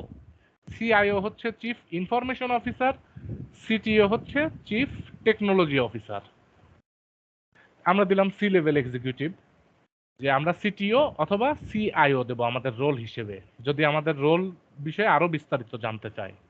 এখন দেখেন approximately how many employees work at your organization or location? এখানে অ্যান্সারটা যখন আমরা নাজমুল ভাই এখানে অ্যাভারেজটার কথাই বলে দেই নাকি? অ্যাভারেজ যেটা দেওয়া লাগবে। হ্যাঁ দিয়ে দেন। আচ্ছা, এখানে আমরা আপনার সচরাচর এবং এটা এক্সপ্লেইন করে দেন তাইলেই হবে। আচ্ছা আচ্ছা, এখানে আমরা সচরাচর 500 থেকে 1000 জন এমপ্লয়ি আছে বলে দিয়ে করব। কেন করব? এখন আমি দিছি, আমার ইন্ডাস্ট্রি হচ্ছে ম্যানুফ্যাকচারিং ইন্ডাস্ট্রি।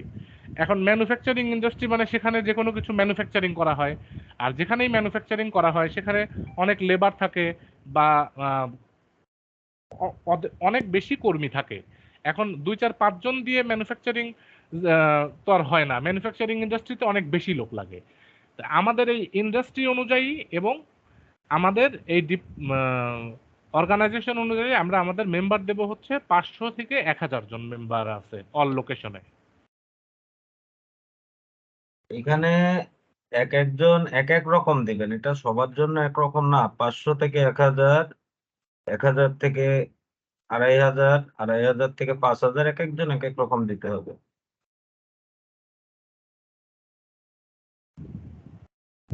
আবার ম্যানুফ্যাকচারিং ইন্ডাস্ট্রির জন্য আপনি 1000 থেকে 5000ও দিতে পারেন, সমস্যা নাই। What is your current annual house hold income before taxes? এখানে দেখেন আপনার বাৎসরিক হাউস হোল্ড ইনকাম মানে আপনার বাড়ির মোট ইনকাম। এখানে কিন্তু শুধু আপনার একার ইনকাম জানতে চাই নাই, annual house hold income. House hold income বলতে আমি চাকরি করি, আমার ইনকাম, আমার যদি কোনো ইনভেস্টমেন্ট থাকে সেই ইনভেস্টমেন্ট থেকে যে ইনকাম আসতেছে সেই ইনকাম, আমার ওয়াইফ যদি জব করে ওয়াইফের বেতনের ইনকাম, আমার সন্তান যদি চাকরি করে একই ফ্যামিলিতে থেকে সেই ইনকামও এই হাউস হোল্ড ইনকামের মধ্যে পড়বে। এখন আমার যেহেতু বাচ্চা একটা 15 একটা 9, সেহেতু কেউ চাকরি করে না, আমি চাকরি করি এবং প্রোফাইলের খাতিরে আমরা ধরে নিলাম যে আমার ওয়াইফও চাকরি করে বা সেও ইনকাম করে। তা আমাদের অ্যানুয়াল হাউস হোল্ড ইনকামটা নির্ধারণ করার সময় আমরা আমাদের যে জব টাইটেল রোল, এই রোলের ইনকাম অনুযায়ী বা এই রোলের ইনকাম থেকে ধারণা নিয়ে আমরা আমাদের ইনকামটা দেব। একটা ডিপার্টমেন্টের, একটা অর্গানাইজেশনের, একটা আইটি ডিপার্টমেন্টের হেড বা সি লেভেল এক্সিকিউটিভ, তার মানে সে অনেক ভালো লেভেলের বেতনই পায়। তার একটা বেতন ধরবো মাসিক, মাসিক একটা স্যালারি আমরা ধরে নিব যে সে হয়তো মাসে $8000 বা $10,000 ইনকাম করে। যদি 8 বা $10,000ও আমরা ধরে নেই যে তার মাসিক ইনকাম, তাহলে বাৎসরিক ইনকাম আসবে হচ্ছে 8×12 = 96 বা 10,000 ধরে নিলে পরে জুবাইর আসবে। ভাই, হ্যাঁ বলেন। ভাই বলছি যে এইভাবে অনুমান নির্ভর ভাবে এখন $8,000 যে হবে এটার গ্যারান্টি কি? না, এটা তো আমি বোঝানোর খাতিরে বলতেছি ভাই। বোঝানোর খাতিরে আপনি একটু সার্চিং করে বা একটু ডিটেইলসে আচ্ছা। দেখান যাতে নতুনরা তথ্যগুলা কিভাবে নিবে বা কি সময় বেশি লাগলেও এটা কিন্তু আপনার আচ্ছা, ফলপ্রসূ হবে বেশি। হ্যাঁ হ্যাঁ ভাই, অবশ্যই অবশ্যই। আমরা আগে ইনকামটাকে দেখে নিই। অ্যাভারেজ বা আপনি যে পোস্ট দিলেন কিভাবে বের করবে, কোন ওয়েবসাইটে আছে তাদের income. Income range, average income range of A CTO, C level executive।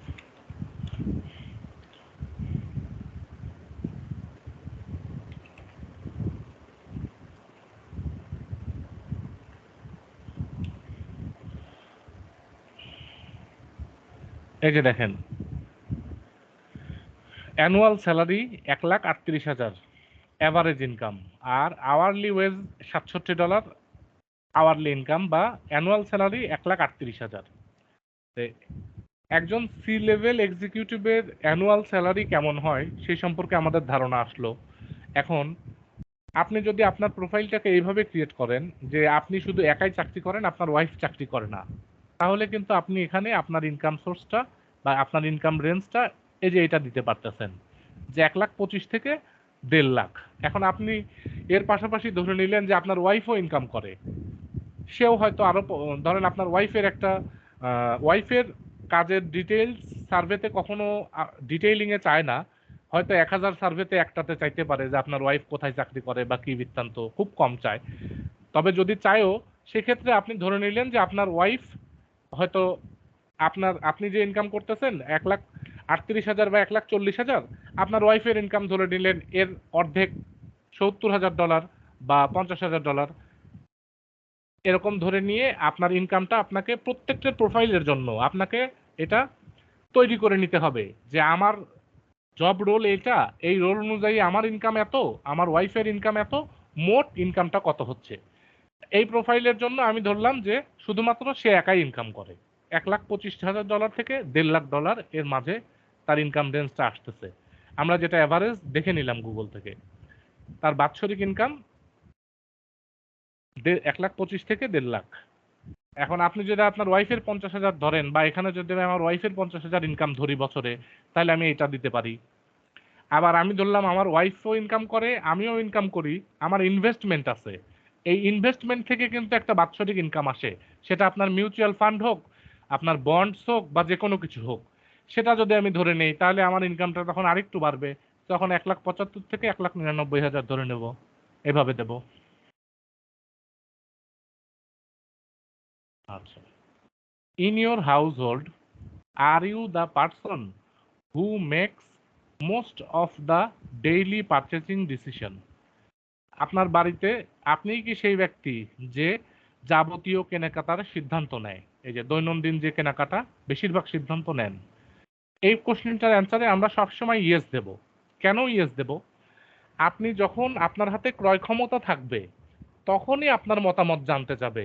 কারণ আপনার বাড়িতে আপনার আব্বা বাজার করে নিয়ে আসতেছে, নিয়ে আসার পরে আপনি কি আপনার আব্বার কাছে সবসময় ডিটেলসে জিজ্ঞাসা করতেছেন বা জানতে চাচ্ছেন, বা আপনার আব্বা বাজার করতে যখন যাচ্ছে তখন কি আপনার মতামত নিয়ে করতেছে, নাকি তার চাহিদা মতো সে সে কেনাকাটা করতেছে, বা তার পছন্দ অনুযায়ী সে কেনাকাটা করতেছে, বা কেনাকাটার ক্ষেত্রে সিদ্ধান্ত গুলা সে নিজে নিচ্ছে, যে কিনতেছে সেই তো সিদ্ধান্ত নেয়, তাই না?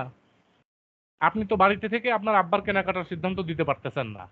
তো একই রকম ভাবে এখানে যখন আমরা সার্ভে করব, একটা জিনিস আমাদের মাথায় রাখতে হবে যে যাবতীয় আমাদের বাড়ির যাবতীয় কেনাকাটার সিদ্ধান্তে আমি সবসময় ডিসিশন নেই, বা আমার বাড়ির কর্তা আমি, বা হেড আমি, এভাবে ধরে নিয়েই সার্ভে করতে হবে।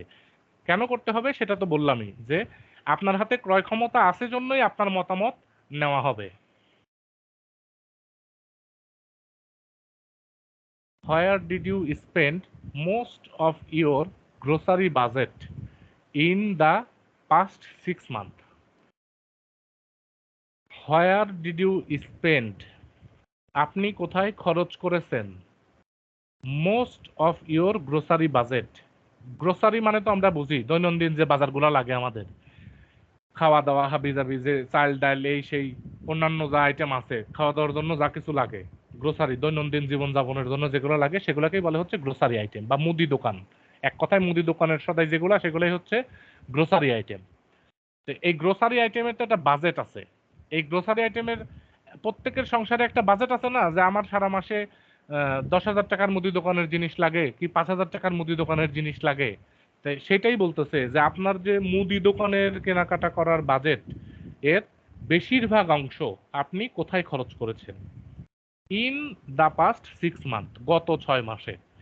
আচ্ছা, এখানে যে নিচে নামগুলা দেওয়া আছে, Walmart, Target, Meijer, Walgreens, CVS, Rite Aid, Costco, অনেকগুলা নাম দেওয়া আছে। তো আমরা সবচেয়ে বেশি কোথায় খরচ করছি সেটা জানতে চাইতেছে। এখন এগুলা বিভিন্ন দোকানের নাম, বা রিটেইল খুচরা বিক্রেতা, রিটেইলার শপ, অথবা বড় বড় দোকানের নাম। এখন এই ধরেন প্রথমটার কথাই আমি ধরি যে ওয়ালমার্ট। এখন আদৌ ওয়ালমার্ট নামে কোনো দোকান আছে কিনা, বা এরকম কোনো কিছু আছে কিনা এটা তো আমি জানি না, তাই না? আমি তো আর আমেরিকাতে বসবাসও করি না, আমেরিকার নাগরিকও না, আমেরিকাতে আমি মুদি দোকানের কেনাকাটাও করি না। তাহলে আমি কিভাবে জানবো যে কোন দোকান দেওয়া উচিত, বা আমি এখানে কোনটা সিলেক্ট করব? তখন আমরা প্রথমে যেটা করব সেটা হচ্ছে আমরা আগে গুগলে সার্চ করব। এই যে দেখেন, best grocery stores in US. এই যে দেখেন, ভালো ভালো যে গ্রোসারি স্টোরগুলো আছে সেই গ্রোসারি স্টোরগুলোর নাম এখানে দিয়ে দিছে। যত ফেমাস গ্রোসারি স্টোর আছে, হোল ফুডস, ওয়েগম্যানস, ক্রোগার, উইনকো, আরো অনেকগুলা দেওয়া আছে। এখান থেকে দেখে আমরা আমাদের সার্ভেতে ফেরত এসে দেখব যে এখানে মেলে কিনা। এই যে দেখেন ক্রোগার আছে, ক্রোগার, এই যে হোল ফুডস। আচ্ছা, এখন এরকম হইলো যে আপনি এখানে সার্চ দিলেন, কিন্তু এখানে সার্চ দিয়ে আপনি যে অপশনগুলো পাইছেন সেই অপশনগুলো আপনি এখানে পাচ্ছেন না। তখন কি করবেন? তখন আগে এই যে এখান থেকে সার্চ দেবেন। এই যে দেখেন আমি সার্চ দিচ্ছি যে আমি দেখি যে ওয়ালমার্ট নামে কোনো শপ আছে কিনা, বা থাকলে সেখানে মুদি জিনিস বিক্রি হয় কিনা। কারণ এখানে কি বলছে যে আমি আমার মুদি বাজেটের সবচেয়ে বেশি কোথায় খরচ করছি। তাহলে ওয়ালমার্টে যদি মুদি জিনিস নাই পাওয়া যায়, আমি কি ওয়ালমার্টে আমার মুদি বাজেট খরচ করতে পারবো? পারবো না। এই জন্য আমি আগে দেখবো যে ওয়ালমার্ট নামে কোনো দোকান আছে কিনা এবং সেখানে মুদি জিনিসপত্র বিক্রি হয় কিনা। এই যে দেখেন ওয়ালমার্ট নামে দোকান আছে, ওয়ালমার্ট স্টোর। এই যে মার্কিন যুক্তরাষ্ট্রের একটি পাবলিক লিমিটেড কোম্পানি। প্রতিষ্ঠানটি পৃথিবীর বিভিন্ন দেশে দোকান পরিচালনা করে। ওয়ালমার্ট বিশ্বের সর্ববৃহৎ খুচরা বিক্রেতা প্রতিষ্ঠান। তাহলে আমরা জানলাম যে ওয়ালমার্ট অনেক ফেমাস এবং সবচেয়ে বড় খুচরা বিক্রেতা প্রতিষ্ঠান। এদের এখানে মুদি দোকানের আইটেমও আছে, অন্যান্য সব জিনিসপত্রও পাওয়া যায়। আমরা তাহলে এখানে ওয়ালমার্ট সিলেক্ট করতেই পারি। আবার এই যে টার্গেট, এখন টার্গেটটা সম্পর্কে সার্চ করে দেখব যে টার্গেট আসলে কি। এই যে টার্গেট কর্পোরেশন। টার্গেট হলো একটি আমেরিকান রিটেল কর্পোরেশন। রিটেল মানে হচ্ছে খুচরা, যেটি ডিসকাউন্ট ডিপার্টমেন্ট স্টোর এবং হাইপার মার্কেটগুলির একটি চেইন পরিচালনা করে, যার সদর দপ্তর মিনেসোটাতে অবস্থিত। এটি মার্কিন যুক্তরাষ্ট্রের 7ম বৃহত্তম খুচরা বিক্রেতা। তাহলে ওয়ালমার্টকে আমরা পাইলাম হচ্ছে প্রথম সবচেয়ে বড়, আর টার্গেট হচ্ছে 7ম বৃহত্তম, মানে 7 নম্বরে আছে। এই যে online and in store for everything from groceries to essentials. তাহলে আমরা জানলাম যে আমরা এখানে টার্গেট দিলেও হবে। এরকম ভাবে আমরা সার্চ করব। এখন দেখেন এই যে ওয়ালগ্রিনস সিভিএস রাইট এইড, এটা কি? এটা সম্পর্কে আমি সার্চ করি। আচ্ছা, এটা কি দেখেন তো, এই যে হুইচ জুবাইর ভাই ড্রাগ হ্যাঁ 2টা সেকেন্ড একটু চেয়ে নিচ্ছি। আচ্ছা ভাই। হৃদয় ভাই আর হচ্ছে ইমন ভাই, আপনারা একটু ইনবক্সটা চেক করেন প্লিজ। Please carry on. আচ্ছা, এখানে দেখেন ওয়ালমার্ট, এই যে ওয়ালগ্রিন সিভিএস রাইট এইড, এখানে 3টা দোকানের নাম আছে। এটা আলাদা আলাদা 3টা দোকান এবং এই 3টাই ওষুধের দোকান, 3টাই ড্রাগ স্টোর। এই যে দেখেন Rite Aid and CVS provide similar product offerings. Rite Aid has a brighter more welcoming atmosphere than CVS. CVS এবং রাইট এইড দুইটাই হচ্ছে মেডিসিনের দোকান। এই যে এখানে দেখেন আমি সার্চ করছি, কিন্তু এই 3টা যে আসলে কি আমি অতি সহজে যে এখান থেকে বুঝবো প্রথমেই, কোথাও কি আলাদা করে লেখা আছে যে এটা ড্রাগ স্টোর? এই যে দেখেন এখানে প্রথমে কোশ্চেন দিয়ে দিছে, which drug store is cheaper, CVS, Walgreens, Rite Aid. তাহলে প্রথম লাইন থেকে কিন্তু আমি বুঝতে পারতেছি যে এই 3টাই ওষুধের দোকান। তারপরেও আরো শিওর হওয়ার জন্য কোনো ব্র্যান্ডের সম্পর্কে যেই আমি এই যে ইমেজে ক্লিক করব, তখনই দেখেন এই যে ওষুধের দোকান যে আমি ক্লিয়ারলি বুঝতে পারতেছি যে এই সবগুলাই ওষুধের দোকান। এখন আমি যদি এখানে দেই, এটা যদি সিলেক্ট করি, তাহলে কি আমার উত্তরটা সঠিক হবে? কখনোই হবে না। কারণ ওষুধের দোকানে তো আর আমি মুদির বাজার পাবো না, বা মুদি দোকানের জিনিসপত্র কিছু কিছু পাইলেও এই যে যারা স্পেশালি মুদিরই দোকান, এদের এখানে যে পরিমাণ পাবো বা যেভাবে পাওয়া যাবে বা যতখানি যে আইটেম ভ্যারাইটি বা কোয়ালিটি পাওয়া যাবে, নিশ্চয়ই ওষুধের দোকানে সেই পরিমাণ আমি পাবো না, বা এই সব আইটেম আমি পাবো না। যার কারণে এটা আমি এখানে দিতে পারতেছি না, সিভিএস, রাইট এইড বা ওয়ালগ্রিন। যেহেতু গ্রোসারির কথা বলছে, আর আমরা অলরেডি সার্চ করে জেনেই গেছি যে ওয়ালমার্ট হচ্ছে সর্ববৃহৎ খুচরা বিক্রেতার, আমরা এখানে ওয়ালমার্ট দিয়েই করব। সচরাচর আমরা চেষ্টা করব যেগুলা বেশি ফেমাস বা যে ব্র্যান্ডগুলা অথবা যাদের প্রোডাক্ট কোয়ালিটি সবচেয়ে ভালো, সেগুলা দিয়েই কাজ করার। কারণ আমাদের যে ইনকাম রেঞ্জ এটা অনেক বেশি, আমরা একজন রিচ মানুষ হিসেবে এখানে আমরাই করবো। আর যেহেতু আমরা রিচ, আমরা সবসময় প্রিমিয়াম প্রোডাক্ট, ভালো প্রোডাক্ট বা সর্বোচ্চ অপশনটা চুজ করারই চেষ্টা করব অ্যাবিলিটি অনুযায়ী। হ্যাঁ, এখানে আমরা ওয়ালমার্ট দিলাম, যে ওয়ালমার্টে আমি গত 6 মাসে আমার মুদি বাজেটের সবচেয়ে বেশি অংশটা খরচ করেছি।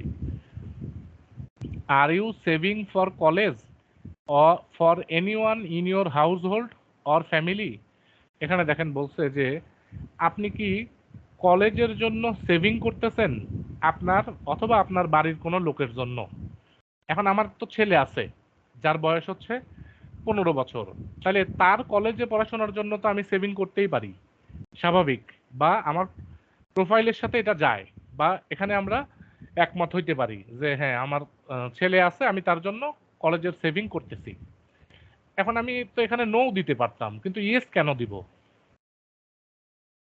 ইয়েস এই জন্য দেব, আপনি যখন কোনো সার্ভে করতে যাবেন তখন আপনাকে প্রথমে এরকম একটা প্রশ্ন, কোয়ালিফাইং কোশ্চেন করবে, বা প্রথমে আপনাকে জিজ্ঞেস করবে, ধরেন আপনাকে গাড়ি নিয়ে জিজ্ঞেস করলো, বা আপনাকে চিপস নিয়ে জিজ্ঞেস করলো, বা আপনাকে মদ নিয়ে জিজ্ঞেস করলো যে আপনি এটা খান কিনা বা এটা ব্যবহার করেন কিনা, বা আপনাকে ইন্স্যুরেন্স নিয়ে জিজ্ঞাসা করলো যে আপনার ইন্স্যুরেন্স আছে কিনা। এখন প্রথমেই যদি আপনি বলেন যে আমার ওই জিনিস নাই, আমার ইন্স্যুরেন্স নাই, বা আমি চিপস খাই না, আমি মদ খাই না, তাহলে তো আপনাকে দিয়ে আর ওই প্রোডাক্টের সার্ভে করাবে না।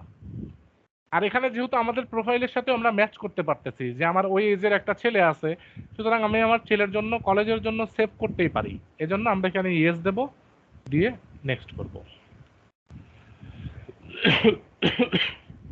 How are you saving for college? কলেজের জন্য আপনি কিভাবে সেভিং করতেছেন? আচ্ছা, এখানে দেখেন এ ব্যাংক সিডি অ্যাকাউন্ট। এখন সিডি অ্যাকাউন্ট কি এটা তো আমরা জানি না, বা আমরা এর সাথে সচরাচর পরিচিত না। আমারে টাকাই নেই, আমরা গুছাবো কোনতেন, টাকা নাই জন্যই আমরা সার্ভে করে বেড়াইছি। তাহলে আমরা আগে দেখে নেব যে সিডি অ্যাকাউন্ট কি। আচ্ছা, a certificate of deposit or CD is a type of savings account. এটা এক ধরনের savings account offered by banks or credit union. আচ্ছা, এটা একটা সেভিংস অ্যাকাউন্ট।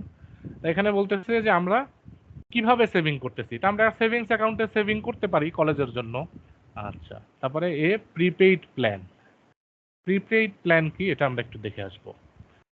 প্রিপেইড প্ল্যান হচ্ছে, আচ্ছা আচ্ছা প্রিপেইড প্ল্যান এখানে আমরা একটু আলাদা করে সার্চ করি, এ সেভিংস প্রিপেইড প্ল্যান।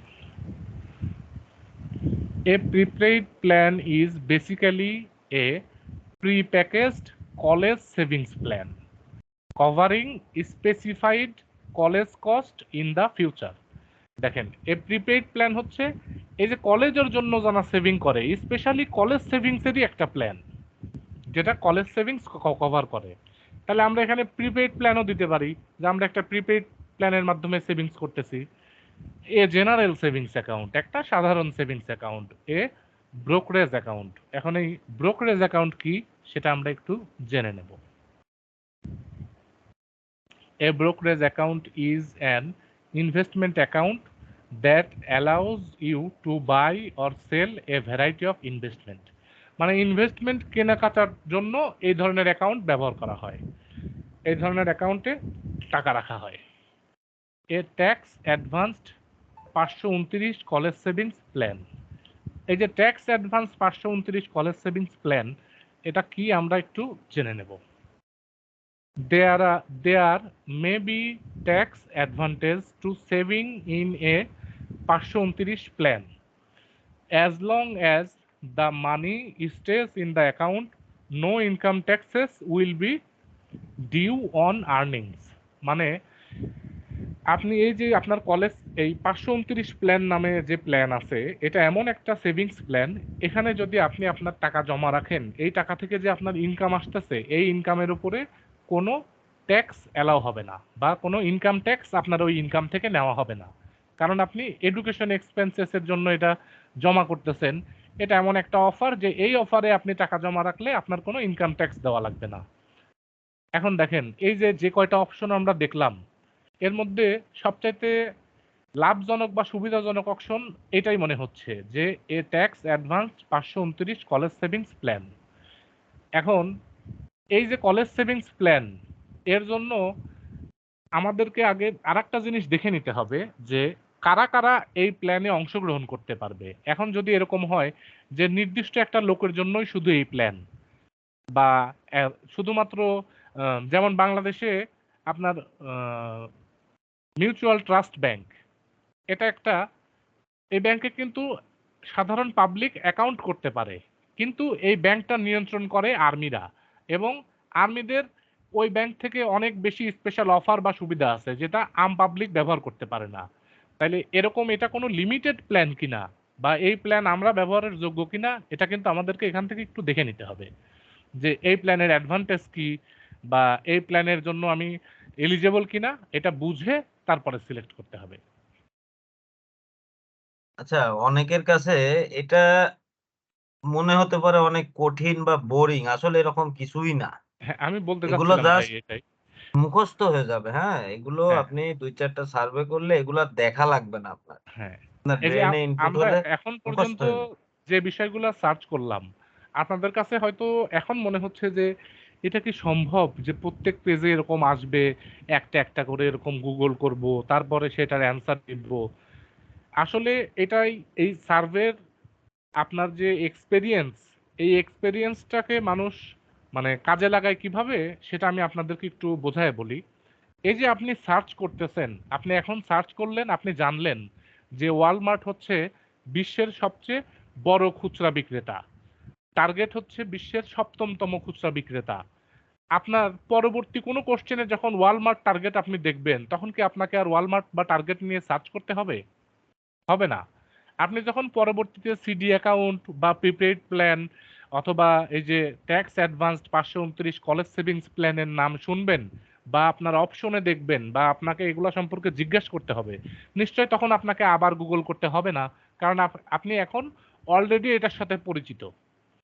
যেমন আমি যদি এই প্রশ্নগুলোর উত্তর নিজে থেকে দিতে যাইতাম, তাহলে আমাকে একটাও গুগল করতে হতো না, কারণ আমি এগুলা অলরেডি বহুবার উত্তর দিয়ে আসছি বা গুগল করছি বা দেখে আসছি।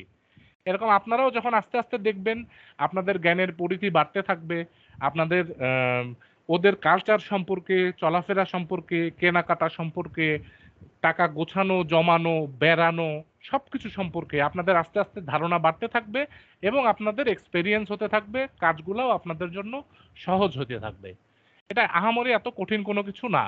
তবে প্রথমে এই যে আপনাদেরকে এরকম, যতক্ষণ পর্যন্ত আপনি জানেন না, আপনি যে কোনো বিষয় সম্পর্কে আপনি নিশ্চিত না হওয়া পর্যন্ত সেই সম্পর্কে উত্তর দেবেন না।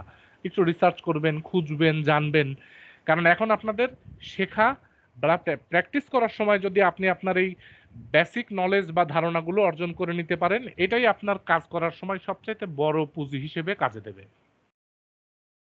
এই যে দেখেন আমি দিলাম যে আমি একটা 529 কলেজ সেভিংস প্ল্যানে সেভ করি। Which languages do you speak? আচ্ছা, কোন কোন ভাষায় আপনি কথা বলেন বা কোন কোন ভাষায় আমি কথা বলি? এখন ইংরেজিতে তো কথা বলি যেহেতু আমেরিকাতে থাকি।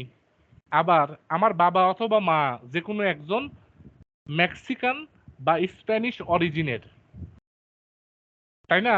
অথবা আমার বাবা মার যে কোনো একজন মেক্সিকা থেকে আসছে বা ওখান থেকে তারা বিলং করে, তাহলে নিশ্চয় তারা সেই ভাষায় কথাও বলে। আর যাতে আমরা ওই যে এর আগেও আমি এই কথাটা বলছি, আবার বলতেছি, যাতে আমরা বেশি সংখ্যক সার্ভের ক্রাইটেরিয়ার মধ্যে পড়তে পারি, এর জন্য আমাদের প্রোফাইলটা আমরা এমনভাবেই তৈরি করব।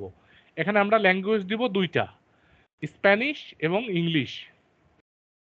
কেন স্প্যানিশ এবং ইংলিশ দেবো? এই যে মেক্সিকান বা স্প্যানিশ অরিজিন থেকে আমি আসছি, আমার অরিজিনে স্প্যানিশ অরিজিন, এই জন্য আমি স্প্যানিশ ল্যাঙ্গুয়েজও বলতে পারি। আবার আমি একজন আমেরিকান নাগরিক হওয়ার কারণে আমি ইংরেজিও বলতে পারি। এতে আমরা ইংলিশ সার্ভেগুলোও পাবো।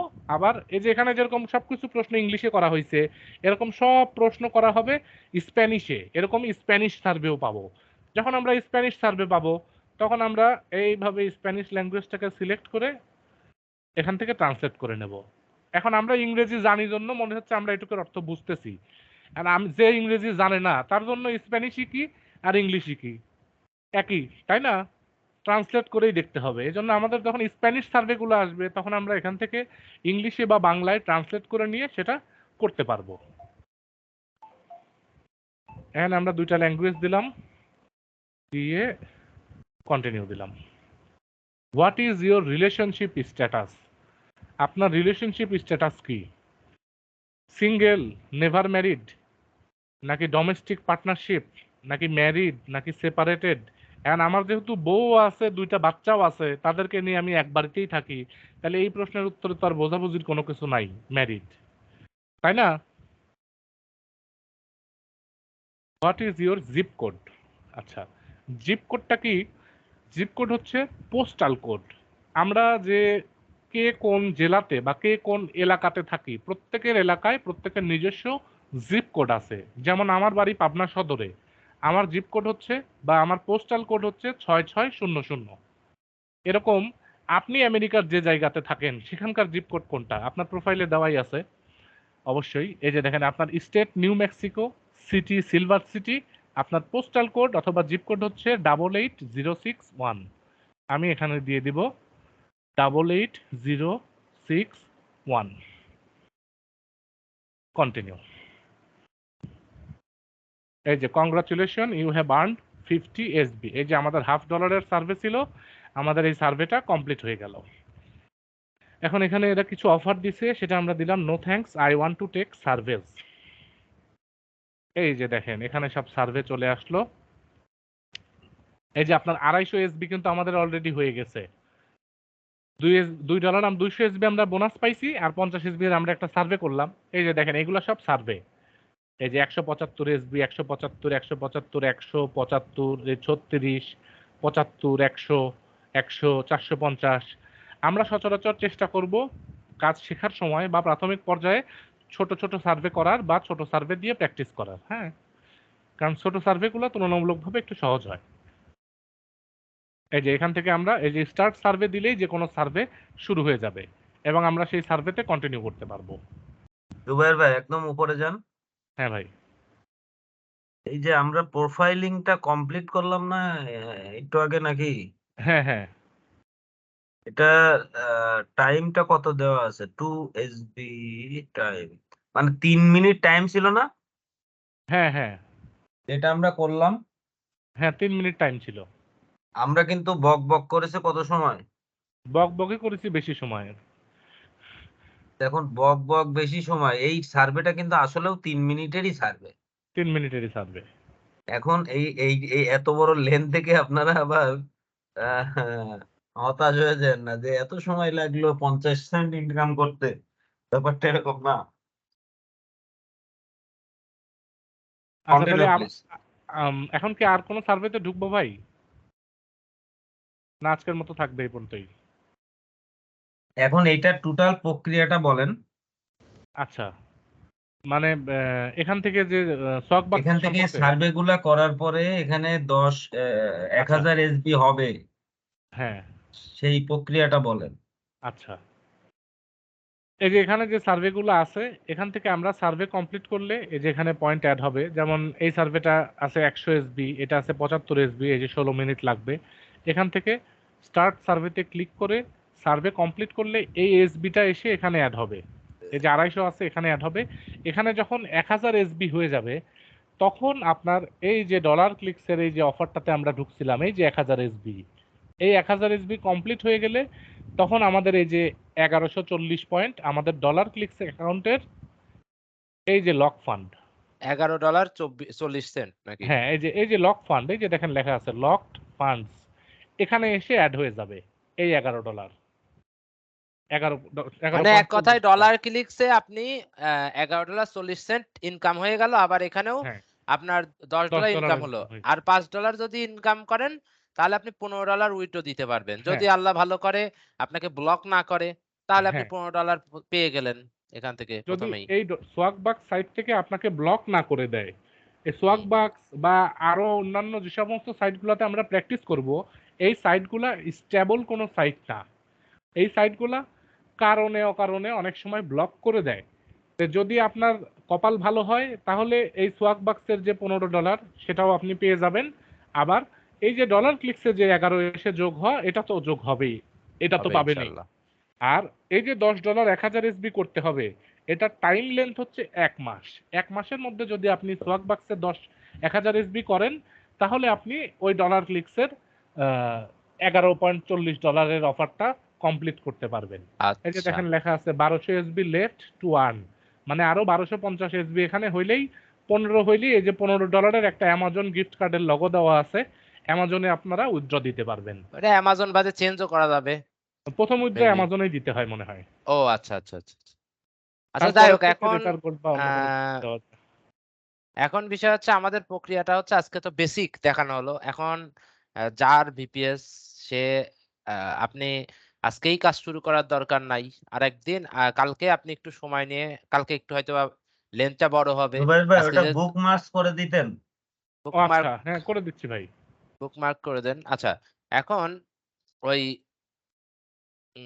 বিষয়টা যেটা বলছিলাম যে আজকে যেহেতু মোটামুটি বকবক হলো অনেক বেশি, তো এখন কালকে আমরা ডাইরেক্ট সার্ভে অ্যাটলিস্ট ২টা সার্ভে লাইভ করে দেখাবেন। করে দেখানোর মাধ্যমে মানে মেইন ভাই বিষয়টা কি আমি একটু বলি। মেইন বিষয় কিছুই না। মেইন বিষয় হচ্ছে আপনাকে প্রতিটা বিষয় পুঙ্খানুপুঙ্খভাবে বা খুঁটিনাটি জানতে হবে। আমেরিকান কালচার আস্তে, আস্তে আপনার ভিতরে আপনি জানতে পারবেন। আমেরিকায় আ কি ব্যবহার হয়, কি খায়, কি পড়ে, কোথায় চাকরি করে, চাকরির ইসে কি হয়, এইগুলা জানতে হবে। জেনে, জেনে সঠিক তথ্যটা ওখানে করতে হবে। এখানে আপনি যদি বেঠিক বা এমন কিছু করেন যেটা দ্বারা ওরা বুঝতে পারে যে আসলে এই ব্যক্তি ভুলভাল দিয়েছে, অপ্রাসঙ্গিক অথবা ইনঅ্যাকুরেট বা ভুল, ঠিক আছে? ভুল হতে পারে। তো এখন এরকম হলে ওরা আপনাকে ব্লক করে দিবে। এই হচ্ছে বিষয়। এখন প্র্যাকটিক্যালি কালকে আপনি ২ টা সার্ভে সুন্দরভাবে দেখায় দিবেন, যেহেতু এরা সবাই নতুন। এরপরে আমাদের প্রাথমিক একটা যে হয়ে গেল, শেষ করে দিবেন কালকের আচ্ছা, মাধ্যমে। কন্টিনিউ করেন ভাই, আমি ১ মিনিট আসতেছি। ১ মিনিট একটু আচ্ছা। কন্টিনিউ করেন। এরপরে এরপরে গিয়ে দেখা যাচ্ছে যে এরপরে মানে বেসিক বিষয়টা বুঝলোই। এখন এরপরে প্র্যাকটিসের পালা। প্র্যাকটিস করতে, করতে এবার যখন বাধবে, আসলে বাধা তো বিষয় না। বিষয় হচ্ছে Google থেকে সবই পাওয়া যায়, সবই। কারো যদি বুঝতে হয়। তারপরেও যেগুলো আছে, তারপরে যখন একটু পেকে যাবে তখন আমরা অ্যাডভান্স বিষয়গুলা ধরে ওই উনাদের ভিডিও দেখে আমরা বসে করাবো। এই প্রক্রিয়া। এখন বেসিক বিষয়টা আসলে আর একদিনে মোটামুটি কিছুটা দিয়ে দেয়া যাবে আরকি। আর এর বাইরে আসলে যতই দেয়া হোক, ওই প্র্যাকটিস না করতে গেলে সবই গুলায় যাবে। প্র্যাকটিস করতে হবে। এই টোটাল বিষয়। সাকিব ভাই একটা এ প্রশ্ন ছিল। জি ভাই বলেন। বলছি ভাই, ডলার ক্লিকস এর সাইডে কি $50 রেখে দেওয়া লাগে? ডলার ক্লিকস এর সাইটে $50 অবশ্যই রেখে দেয়া লাগে। কিন্তু আমরা না যে ওয়ে কিন্তু আমরা যে ওয়েতে কাজ করাচ্ছি এখানে আপনার রেখে দেয়া লাগবে না। না, আপনি বললেন না যে $15 হলে আপনি উইথড্র দিতে পারবেন। হ্যাঁ। এটা $50 আমি রেখে দিয়ে তারপর তো না উইথড্র দেবো না, $15 আগে উইথড্র দেওয়া যাবে? না, $15 তো আপনি উইথড্র কিভাবে দেবেন? এটা তো লক ফান্ডে চলে যাচ্ছে। লক ফান্ড জিনিসটা কি এবার বুঝতে হবে। লক ফান্ড জিনিসটা হচ্ছে ধরেন উনি মনে হয় $15 সোয়াগ বক্সের কথা বলছে। এটা আপনি শুনেন আগে ভালো। সোয়াগ বাক্সে উইথড্র দিতে পারবেন। সোয়াগ বাক্সে তো উইথড্র দিতে পারবেন। বাট ডলার ক্লিকস আপনি উইথড্র দিতে পারবেন না। কারণ ওইটা তো লক ফান্ডে চলে যাচ্ছে। এখন লক তো ফান্ডে আচ্ছা, যাওয়ার কারণটা আপনাকে বুঝতে হবে। আলাদা। জি ভাই? ডলার ক্লিকস আর সোয়াগপ্যাড এটা দুইটা আলাদা না? হ্যাঁ, ২ টা আলাদা সাইট। ২ টা সম্পূর্ণ আলাদা সাইট। আচ্ছা সার্ভে আচ্ছা। করার প্রক্রিয়া একই বাট সাইট আলাদা, বুঝছেন? এখন ভাই একটু লক ফান্ড লক ফান্ডটা কি? আচ্ছা, লক ফান্ডটা আমি একটু বুঝাইয়া দিই। সেইটা হচ্ছে আর লক ফান্ডটা কেনই বা তৈরি করে ডলার ক্লিকস টাইপের প্রতিটা সাইট তৈরি করেছে, যেমন সুপার পে বলেন, সরি সুপার পেতে মেবি লক ফান্ড নাই। আপনার থিংক ওপিনিয়নে আছে, তারপরে হচ্ছে সার্ভে জিপিটিতে আছে বা ইত্যাদি, ইত্যাদি এই টাইপের বেশ কিছু সাইটে আছে। তো ধরেন প্রায়শই ভুলভাল এই যে আমরা কি করতেছি, আমরা সঠিকভাবে সঠিক জিনিস জেনে বুঝে দিচ্ছি। তাহলে কি হচ্ছে আমাদের সার্ভেগুলার রিজেক্ট হওয়ার সম্ভাবনাটা অনেক কমে যাচ্ছে কিন্তু। কিন্তু আমাদের এই ইন্ডাস্ট্রিতে সবচাইতে বড় সমস্যা হচ্ছে এইগুলা কেউ দেখাদেখির টাইম নাই। দুমদাম, দুমদাম যা ইচ্ছা দিয়ে যেখানে যা আসতেছে। এমনও লোক আছে যে উল্টাপাল্টা প্রাসঙ্গিক কোনো বিষয়ই না দিয়ে নেক্সট করছে। এবার পরে যখন সার্ভেটা রিভিউ করে, যারা সার্ভে আপনাকে করতে দিচ্ছে, রিভিউ করার সময় দেখছে কিরে এই লোক কি করছে? কোনো মানে এর ডাটার কোনো ভ্যালুই নাই। তখন কি করে যে আপনাকে সার্ভেটা মানে টাকাটা তো দিছিল। ১ম এ তো ইনস্ট্যান্ট টাকাটা দিয়ে দিচ্ছে।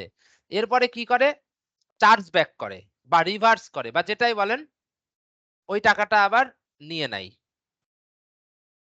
বুঝাইতে পারলাম? একে বলে হচ্ছে রিভার্স বা চার্জ ব্যাক। এখন লক ফান্ডের সাথে এটা সম্পর্ক আছে। কিভাবে সম্পর্ক আছে? এখন ধরেন কিভাবে বলি? ধরেন আপনি $100 এর কাজ করলেন। এবার $100 আপনি ফুল সাইটটা থেকে তুলে নিয়ে চলে গেলেন। আমি সাপোজ ধরে নিচ্ছি যে আপনি ডলার ক্লিকসে $100 করলেন, বা এখানে আরেকটা জিনিস সিওর হবেন $50 বা কেন রাখার নিয়ম করছে। এবার আপনি $100 ফুল তুলে নিয়ে আপনি আর কাজ করলেন না ধরেন। তাহলে এরপরে যদি আপনার উল্টাপাল্টা যারা কাজ করে তাদের যদি চার্জ ব্যাক করে, ধরেন আপনার 0 করে তো তুললেন, কিন্তু চার্জ ব্যাক করলে ওই ডলারটা আসলে আসবে কোথা থেকে বলেন? হৃদয় ভাই কি কিছু বুঝতে পারছেন? মানে এ পর্যন্ত যা বললাম। এইবার আমি লক ফান্ডে যাচ্ছি। হৃদয় ভাই যেহেতু বললেন, হৃদয় ভাই বুঝতে পারছেন কিনা? আচ্ছা, আসবে কিভাবে? এইবার লক ফান্ড দেওয়ার কারণ হচ্ছে এটার ঝুঁকিটা আরেকটু কমানো। কিরকম? $5 উপরে যেগুলা সেগুলা লক ফান্ডে যায়। এখন ধরেন সাপোজ 3টা বা 4টা সার্ভে করলেন। 4টা সার্ভের ভিতরে আপনি একটা রিভার্স খাইলেন। 4টা সার্ভে মিলায়ে টোটাল ভ্যালু আসলো ধরেন $5। সেখান থেকে আপনি একটা রিভার্স খেলেন $1 তারপরে কিন্তু $4 থাকছে বা $4 আ থাকছে, কিন্তু $1 যাচ্ছে। কিন্তু এমন যদি হয় যে একটা সার্ভে বা একটা অফারই করলেন $11, সেটাই রিভার্স চলে গেল। তাহলে তো সাইটের ঝুঁকিটা বেড়ে যাচ্ছে। এজন্য তারা কি করে? তারা বড়, বড় আ সার্ভে গুলা মানে লক ফান্ডে রেখে দেয় ১ মাস, দেখে যে আসলেই এই লোকটা সঠিক কাজ করছে কিনা। তারপর যখন দেখে ১ মাস পরে যে ঠিকঠাক আছে, তখন ওইটা আপনার মেইন ব্যালেন্সে এড করে দেয়। তখনই আপনি সাথে, সাথে উইথড্র করতে পারবেন ওই ডলারটা। এখন আমি আসলে মানে আজকে আমার প্রেশারটা একটু লো। আমি হয়তোবা ওইভাবে স্মুথলি বুঝাইতে পারি নাই। উম যদি না বোঝেন তাহলে আরেকজন কেউ মাহবুব ভাই বা নাজমুল ভাই বা জুবায়ের ভাই বুঝাই দেন। এখন হ্যাঁ, ওই তো ভাই যেটা বলল ওইটাই, যে আপনি যখন বড় অ্যামাউন্টের ইনকাম করছেন, তখন ওরা আগে সিওর হবে আপনার কাজের কোয়ালিটি সম্বন্ধে, নিশ্চিত হওয়ার পরেই আপনাকে ওই টাকাটা দেবে। এর জন্য $5 উপরের অ্যামাউন্টে যখন আপনি কাজ করতেছেন, সেটা যদি 5.5 হয় সেটা লক ফান্ডে যাবে। সেটা যদি 500 মানে 500ও হয় তাও সেটা লক ফান্ডেই যাবে। না, মানে 500 মনে $5 হয় যায় না। কথা 520 এর উপরে বলতেছি। মনে হয় মেবি। 520 হ্যাঁ, এর উপরে। 500 ঠিক পয়েন্ট আছে? না, মানে আমি এক্সাম্পল দিয়ে বোঝাইছি যে যদি আচ্ছা, আচ্ছা, $5 আচ্ছা। হয় 5 এর উপরে সেটাও লক ফান্ডে যাবে, $5 এর উপরে $500 হলেও সেটাও লক ফান্ডে যাবে। ও মানে আচ্ছা, আচ্ছা, আচ্ছা। $5 এখানে এর উপরের অ্যামাউন্ট জুবাইর হইলেই ভাই সেটা লক একটা ফান্ডে যাবে। একটা একটা ভুল বোঝাবুঝি হচ্ছে। সেটা হচ্ছে কাজের কোয়ালিটি দেখেই এই পয়েন্টটা দেবে এরকম না ব্যাপারটা। এটা ওদের আচ্ছা। ক্রাইটেরিয়াতে আছে যে এত ডলারের উপরে গেলে এটা যেহেতু একটু ঝুঁকিপূর্ণ, আমরা একটু ফলো আপে রাখবো এই মেম্বারটাকে। হ্যাঁ, হ্যাঁ। এখন যদি তাই হতো তাহলে 2 মাস বা 3 মাস পরে ওই ডলারটা রিভার্স আসতো না। অনেক সময় এটা হয়ে থাকে যে $15 আপনাকে দিয়ে দিয়েছে, আবার রিভার্সও করে নিয়েছে, কারণ আপনার কোয়ালিটি খারাপ ছিল। তার মানে ওটা ফলো আপ করার পরেই দেবে এমন না ব্যাপারটা। এটা হুম। ওদের ক্রাইটেরিয়া আছে যে যত বড় ডলারে কাজ করবেন। এখন যারা সার্ভের সাথে যুক্ত নন তারা হয়তো ব্যাপারটা জানেন না। আমাদের এই সার্ভে জগতে অনেক স্ক্যামার আছে। যে স্ক্যামাররা সফটওয়্যার দিয়ে বিভিন্নভাবে বাইপাস করে এই সার্ভে গুলা করে খুব শর্ট টাইমে এবং ডলার উইথড্র করে পালায়। একটা সময় ছিল যখন আমরা নিজেরাই 0 করে সবসময় উইথড্র দিতাম। তখন ঝুঁকি ছিল না। কারণ ওখানে তখন ওই সময় স্ক্যামার সেরকম ছিল না। কিছু ভুলভাল কাজ করা লোক ছিল, এটা ঠিক আছে। কিন্তু স্ক্যামারের এত থ্রেট ছিল না সাইট গুলাতে। যার কারণে এখন এরা আস্তে, আস্তে ধরা খেতে, খেতে স্ট্রিক্ট হয়েছে। এখন পর্যন্ত আমাদের কিছু অ্যাকাউন্ট আছে যেখান থেকে আমরা স্টিল নাও 0 করে উইথড্র দিতে পারি। কারণ তাদের সাথে আমাদের ৫ বছর ৬ বছর ধরে সম্পর্ক। এখন নতুন একটা অ্যাকাউন্টে আপনার ট্রাস্ট লেভেলটা বাড়ানোর পরে এটা হয়তো একসময় করা যায়।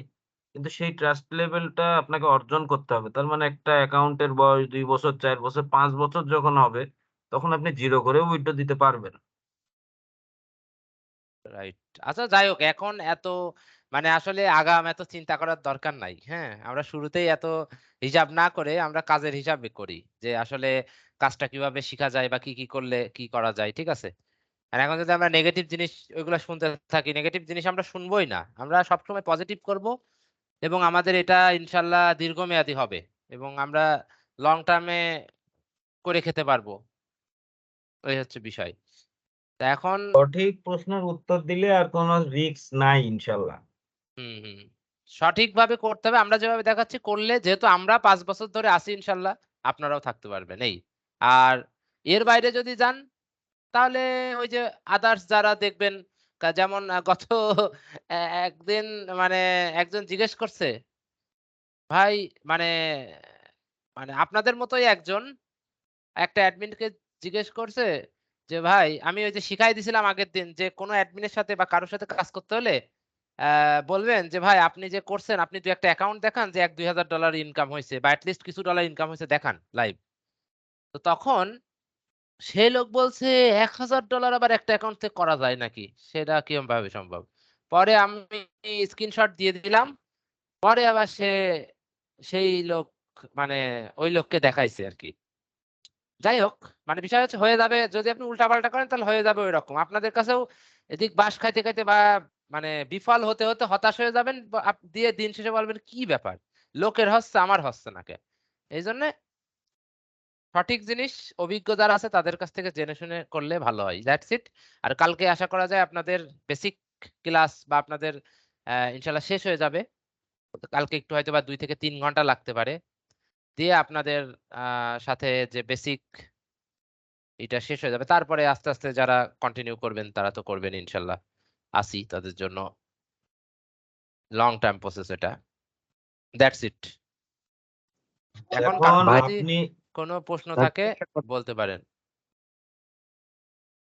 জি, বলেন। বলছি আজকে ভিডিওটা গ্রুপে কি দিবেন না আজকে? দিলে হ্যাঁ, আর কি ভালো অবশ্যই। হতো। অবশ্যই গ্রুপে যে রেকর্ড হচ্ছে না অবশ্যই দেয়া হবে। জি, জি, ধন্যবাদ ভাই। এখন আপনারা যারা আছেন আপনারা নিজেকে নিজে বেশি ভালো চিনেন। আমরা কিন্তু আপনাদের চিনি না। এখন আপনার ক্যাপাবিলিটি, আপনার পারফরম্যান্স, আপনার নিজের প্রতি বিশ্বাস থেকে আপনি নির্ধারণ করবেন আপনি কবে নাগাদ ভিপিএস নেবেন, কবে থেকে কাজ শুরু করবেন। এখন আপনি যদি চান ভাই আমি কালকে থেকে কাজ শুরু করব, উই আর রেডি। ইভেন আপনি যদি এখনো বলেন এখনো দিতে পারবো, কোনো সমস্যা নেই। কিন্তু আপনার নিজে যে কনফিডেন্স আছেন এটা আগে নিজে বুঝে নেন, তারপরে ভিপিএস নিয়ে কাজ করেন, অসুবিধা নেই। রাইট। ঠিক আছে। তাহলে আর কারোর যদি কোনো প্রশ্ন থাকে আজকে বা এই পর্যন্ত বিগত ২ দিনে আপনাদের যতটুকু সময় দিলাম। যদি থাকে বা কিছু জানার থাকে বলতে পারেন অথবা এখানে আমরা শেষ করে দেই। আর কারো যদি জানার না থাকে একে আপনারা লেফট নিতে পারেন। আচ্ছা, আ আমরা এতক্ষণ সার্ভে করলাম হচ্ছে ইমন ভাইয়ের ভিপিএস না? জি ভাই। হুম। সার্ভে রিদি ঠিক ভাই না, এটা প্রোফাইলিং করা হলো আরকি। হ্যাঁ হইলো, আমরা বিপিএস টা ইউজ করলাম। আর এখন হৃদয় ভাই উনারটাই আপনি আপনি একটু লগ ইন এখন করে দেখেন, কোনো প্রবলেম হলে আমাকে একটু জানায় না? এখন প্রবলেম বলতে ঠিক আছে আমি ভাই। বলছি যে কালকে একটা কাজ করা যাক। কালকের দিনটা দেখানো যাক। কালকের দিনটা দেখানোর পরে তাদেরকে ভিপিএস টা হ্যান্ডওভার করলাম। সেই ক্ষেত্রে আমরা ২ দিন পরের থেকে বিলিং সাইকেলটা স্টার্ট করলাম। সেটা মনে হয় বেটার হয়। তাহলে আরেকটু দেখলো কালকের দিনটা। উম, আমি অলরেডি ভিপিএস তাদেরকে দিয়ে দিয়েছি। আচ্ছা, ঠিক এটা আছে। প্রবলেম হবে সমস্যা না। না ভাই, দেখবো না। হ্যাঁ, হ্যাঁ, এটা প্রবলেম হবে না। এটা হচ্ছে আপনারা, আমি তো সেটাই বললাম, আপনাদের নিজেদের উপরে কনফিডেন্স আসার পরে আপনারা কাজ শুরু করেন, আপনারা ডিসকভার করেন, বিভিন্ন জায়গায় একটু দেখেন, বোঝেন। কাজ যদি মনে করেন যে কনফিডেন্টলি করতে পারছেন না, এখন এখানে কিন্তু অনেকেই আছে। এখন কনফিডেন্টলি উনারা বলতে বিশেষ করে হৃদয় ভাই আমি জানি না নতুন কি যদি নতুন হয় তাহলে কিভাবে করবে? তাহলে তো আরেকটু দেখানোর দরকার। হ্যাঁ, কাজ যাই ১ দিন হোক। বা ২ দিন পরে থেকে শুরু করুক তারা। ভাই আমার জি, জি ভাই। মোবাইলে আমি চার্জ হচ্ছে শেষ হয়ে কালকের একটু দিন লিফট দিন নিতে পরে পরে পরে জি থেকে ভাই শুরু বলেন। করব। কে কি বলছিলেন? ইমন ভাই মোবাইলে বলেন। চার্জটা একটু শেষ হয়ে আমি একটু লিফট নিতে যাচ্ছি ভাই। আ হ্যাঁ, সিউর। ঠিক ওকে আছে। আচ্ছা রেকর্ডিংটা বন্ধ করে দেওয়া যায় মনে হয়।